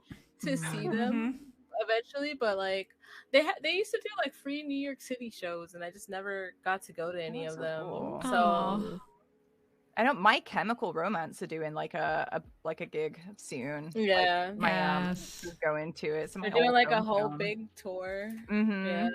The I need to go. when we were young, the when we were young festival in Vegas, which seems like a scam, and it's got like 60 different bands. It's across like 5 days of old emo bangers. Yeah. But that's in Vegas. They have I club nights here know. though. there's little club nights that just play the music here. So I'm like, you know what, this will I bet do. this will do. Do you know what? Ever since COVID, right? I've never actually been to a gig. It's now on my like bucket list to go to. Like I've listened to all these like I've like System of a Down, Linkin Park, 3 Days Grace, stuff like that. But I actually never got to see any of them, and I feel like now I've sort of missed out on it. So I really want to go and see this year. It's not. Avril Lavigne's playing in London later this year. I might go. I might go. God. I'm getting a pair of extensions so I can dye stripes into them. I'm going. Oh my god. Oh my god. I'm actually going to that. Oh my god. I didn't even know she was coming over here. Yeah, she's doing three dates. 3 nights, same venue, like with a day in between. I don't know why that's happening, but I need to pick one. It's in the middle of the week, which is annoying, but Yeah. Okay, I'm actually I looking like into her new that. song that she made, and like, I don't know why a lot of people were hating on it, but I like it. it's classic Avril, and it's like, well, Yeah. it's I don't meant think to I've be heard it. that like bubblegum rock or whatever it is. It's fun. It's Right. Exactly. Yeah. pop same. punk. Mm-hmm. Yeah, definitely. We love Avril. Yeah, me too. I adore her. I used to be singing a lot of her songs when I was younger. I'd like to see her live too. Actually, I forgot that she's still like doing her thing. So maybe I'll have to see if she's coming anywhere in New York, which she most likely is. Sure. She will. Yeah. Yeah, I'm definitely. determined to like, because of lockdowns taking 2 years away from us, to like get my like inner whatever I'm called. I don't even know anymore. Emo rock, whatever I am. And I'm seeing Limp Bizkit in July, and Oh this my year I'm God. gonna get my first Nice. tattoo. I'm determined. I'm gonna. I love Let's go. that. You haven't got a get back tattoo? into it. No, I don't have one yet. I don't I have know. 9. What do you mean you don't have tattoos? Hey, well, hold on. Who has a tattoo here? I have a tattoo. I have 9. I have 2. I do This piercings. is like tattoo showing time. I have Wow. loads of piercings What's though. that? I have a really weird frog. I have a Like, Medusa so on my weird. leg. Oh my Do you have god. your ear stretch, Kiwo? 22 Beautiful. millimeters. They I used to have be a 30, roses. 32. Oh. Finger tabs. Oh, that's Oh, really I really nice. wanted finger tats. I was Did gonna get that finger hurt? tats before lockdown. This one hurt the most, which is my unk. Hold on, my lighting is gonna be a jerk. Oh my gosh, please, camera stop. I can see it. Yeah, This yeah. this one hurt the most. Oh, I like This is my that. first one. My best friend stuck and poked out on me, and then like these two were done with a gun. I don't like it being done with a gun. I prefer stick and poke. Yeah, That Um, is lovely. Oh, Yeah, but the unk hurt the most. This was like the worst one. I've So- And then my first one was on my side. Sorry. The most two emo out of us, which I would say is Rage and Kiwis, don't have tattoos. no. I'm I getting know. pierced. I'm getting, that's my next piercing. Is I'm getting those. Oh, too, it's like 'cause a I've got little the- cat teeth. Yeah, I got the. Wait, you I get got, them? Oh, let me I see, got let 2 me on my lip, see. and I've got my septum done, and then like the Ah. ears. I got 1 nipple done, and then I Ooh, need to get the other one, those. and I want those so badly. Oh, they look I want to great. get. I want to get my smiley pierced. I want one of those piercings so Oh, bad. What is is that that? the like The one that goes Yeah. in your like in your mouth, like Oh. front of your yeah. Yeah. Yeah, I only just got my ears pierced in December, so like that was I got a tattoo before I got my ears pierced. Weirdly enough, I don't know why I just did, but You gonna stretch them? no, I'm actually not because I'm very like I'm not a big like ear person, so like I'm very clumsy, and I feel like I'm gonna rip them out every time I see them by mistake, just by You pulling my hair or don't. whatever. I Weirdly, know, but it's I a know. panic. It's like a Yeah. nervous thing. Like, oh my god, I'm gonna rip them out, but it's gonna bleed. It's gonna be skin. It like, and I'm like, but I still haven't got used to them. Maybe it takes like a year or something to get them there. Yeah. I don't know. Weirdly, I found like having ears pierced was massively inconvenient because when you like lie down and the thing like pokes in you, and I hated it. But so like stretching it was more convenient because like you wear them during the day, and then when you go to sleep, you just like pop it out, and then your I air keep mine breathes. in. I keep I mine in. used to, but then stinky cheese ear is like yeah. not Stinky good. cheese ear is so gross. Oh my Like god. I've changed to silicone plugs now or Mm. tunnels, so I love Yeah. it so much. Like I didn't realize like I can actually lie down on my side properly without it Oh, digging I into my can't. neck. What is this? Maybe Like, I it's need been to check years. that out. Yeah, it always digs into like the, I don't know what you call it, but you know, like the squishy, Yeah. fleshy part, like behind your jaw, and then you have like the when you lie on your side, the metal just digs in, and I'm Yeah. like lying on my like partner's chest, and I'm like, I don't Yeah. want to move because it's cute, but also I'm in so much pain. Goodbye. Aw. Right, the last thing then, we're gonna start wrapping up because again, as I said, it is getting late. Guys, do you have any advice for any women streaming? Because obviously it's Women's History Month, we already know that. And a big shout out to Twitch for letting us be on a podcast and put us on the news front page. But guys, yes, do you have any advice? Do you want to start? You know what? I got a good yeah. one. I got a really Go for good it. one. Do not put down other female creators. I don't care. Yeah. If you have Yes, that toxic mindset yes. that what someone does with their body, how they dress, how they present themselves on stream represents all female streamers, you're an idiot. Don't be like that. Yes. Everyone, you're your own person.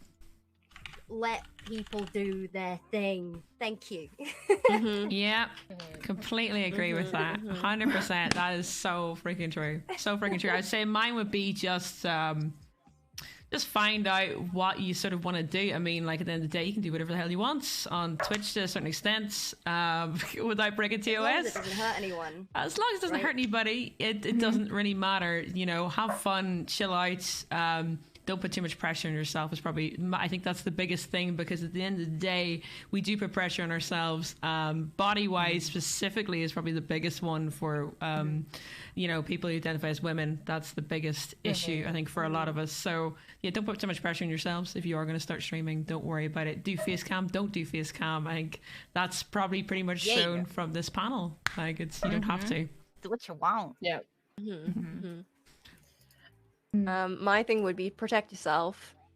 Twitch has nasty people because it's the internet and you can't control those people. So if you have particularly a guy best friend, for some reason guys are able to have more of a protection over you than other girls. I think it's just because a troll would come in and see that your other girlfriend is like backing you up and it's like, you know, shut up kind of thing.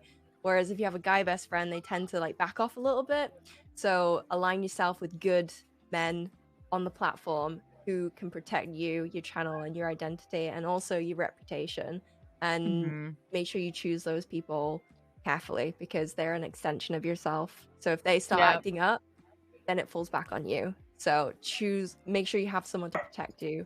As weird as it sounds, I know, you know, it's 2022, we don't want men protecting us, and we should be able to stand up and blah, blah, blah, but they are very good. If you have male friends who can protect you and keep you safe online, don't be afraid to ask for help. I would just like to say, this could be Twitch related and in general. If you want to do something in life, do it. And even if you keep falling and not getting what you're trying to do, as long as you don't give up, where there's a will, there's always going to be a way to make it happen. So just keep doing what makes sense to you that you can do to achieve whatever goal or thing that you want to do, to make that possible. And if you are thinking about streaming, I just want to also add on to like what Queenie was saying. You know, do it without cam, do a cam, whatever. Start from your console. I started from my console. You do not have to spend a lot of money just to see success.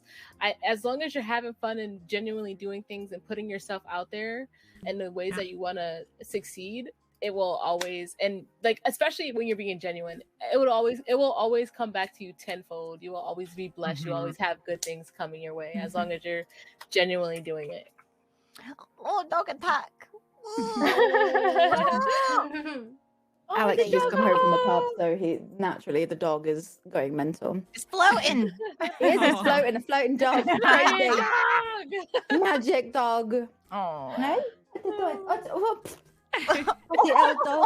Go away. Bless. My advice is like very similar, but don't let anybody stop you from doing what you want. Whether it's like, you know, my trigger warning, you know, abuse and whatever, but I listened to a man a lot for a lot of the beginning of my career who held me back, who was like, I'm doing this to protect you, blah blah blah. Don't let anyone stop you from doing what you want. Male, female, non-binary, dog, you know, shoes, whatever it is in your life that you think is holding you back, don't let it, because you are a badass bitch.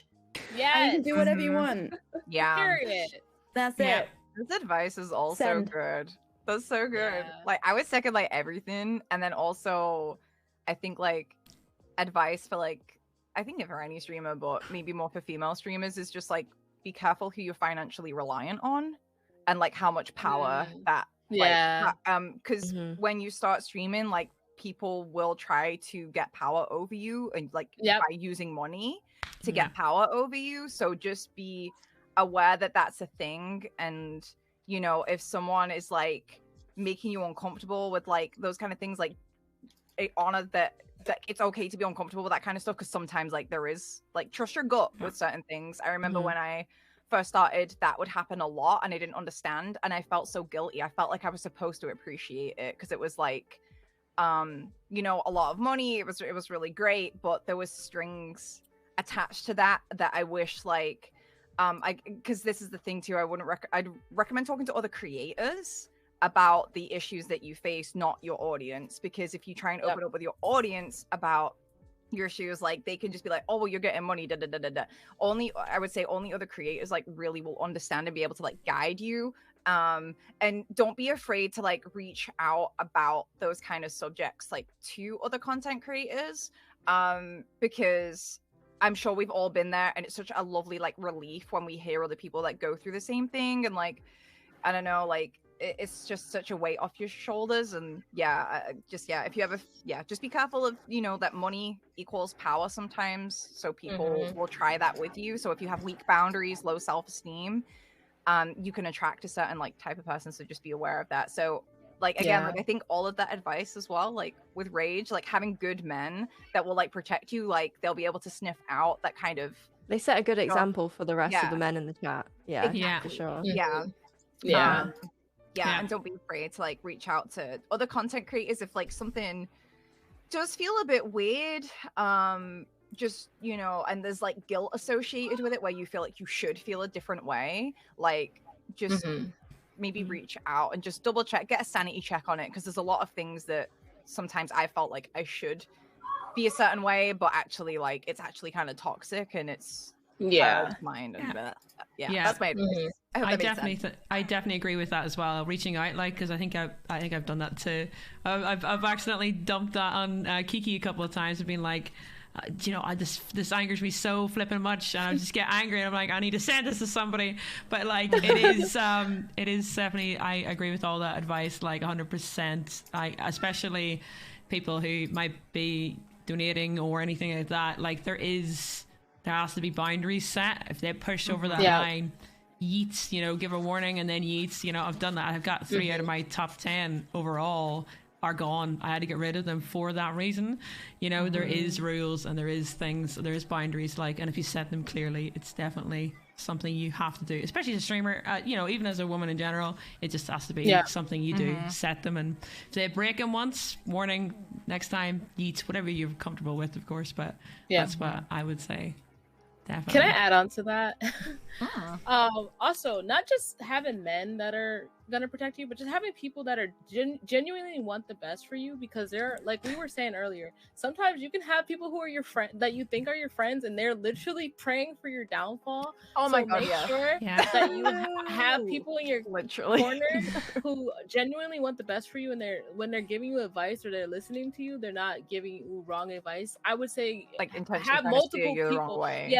Like have multiple people that you can feel comfortable talking to about these things, because people like to pry on like you giving them a little bit, and they're like, oh, I can have an influence on that, or you know, people are just sometimes unfortunately malicious. So just make sure that you're talking to people. And me, as someone who is a survivor of an abusive relationship, sometimes I can easily be like manipulated for like a second, but because like I know how it looks or how it feels, I'm like, whoa, am I going crazy? And I have to like go to my friends and like be like, am I crazy, or like what is happening right now? And they're like, no, you're right, put your foot down.